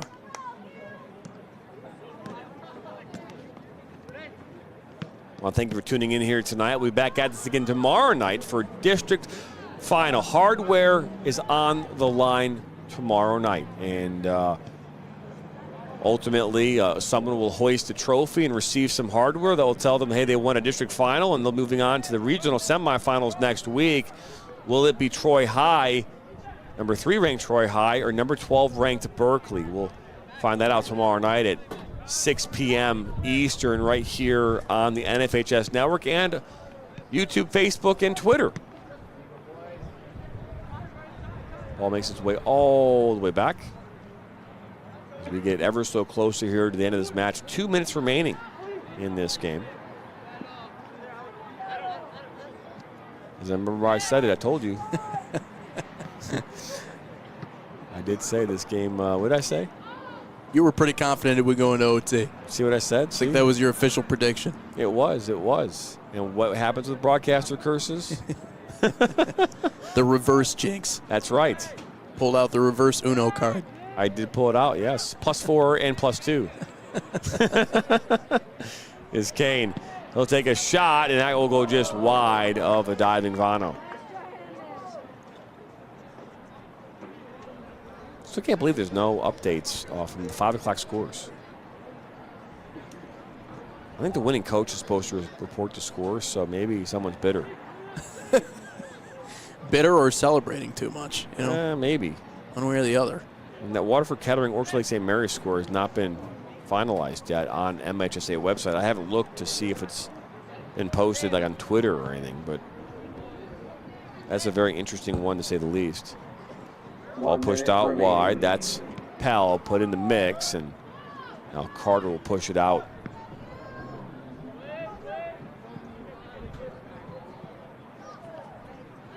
Klein. Now the ball making its way. Look at this. Is now July. July on his left foot. Now July. It goes in. Woo. Talk about sneaking through every defender in your way and putting one past the diving goalkeeper. He went through 1, 2, 3. Nothing but net. And they're not just getting goals in this second half. They are getting creative with the way they're scoring these. July just dangling defenders. I mean, I know we're in Detroit area. We were talking about hockey earlier. That was Pavel Datsyuk-esque. Just dangling. Labor Day has passed, but July does not care. Yeah. You're in fuego. We're back underway, 4-0 here in favor of Utica Eisenhower and the Eagles, showing why they are number 10 ranked in the state.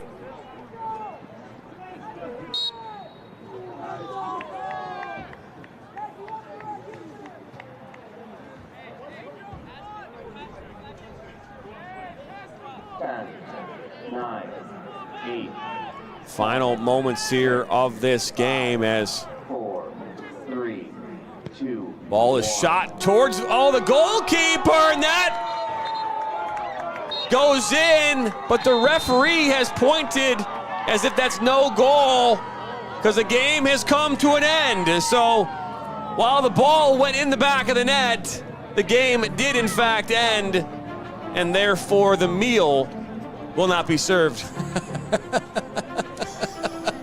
I don't know what that's supposed to mean, but yes, what a great finish to this game for Utica Eisenhower. It's straight up offensive onslaught, man. They put it together in that second half, and we said they needed a convincing win, much like Adams needed one earlier, and they got it. It's this loose ball again. Own goal. You can see the frustration right there, but then Yatuma puts one in the back of the net and answers that call. And another one about Yatuma getting on the assist side of things is Gaga is given a gift and decides to try and show us the gift as well. Not quite sure what it said either way. And then July. It's not just a month, it's also a last name, and there it makes its way in the back of that, the fourth and final goal. And Eisenhower has celebrated their way to a district final. Well, they will take on Rochester Adams for a chance to go on to a regional semifinal next week. That'll wrap it up here from us in Rochester, Michigan. I want to thank our production crew, Ryan Gagnon down at Rochester, Corey Bird, our producer, and Nathan Wangler. A pleasure as always, my friend. Thank you for stopping by here and watching tonight's matchup. Again, for one final time, it's 4-0 in favor of Utica Eisenhower and the Eagles over Utica. We'll be back here tomorrow night for the district final. Number 3 Troy High versus number 12 Berkeley. Berkeley of which is on a redemption tour. They are looking to find a way to get past Troy High tomorrow night, a repeat of the 2022 district final. We'll have it here live tomorrow night on the NFHS Network, YouTube, Twitter, and Facebook. For all of us here at the Michigan Soccer Network, have a great rest of your night. So long, everybody.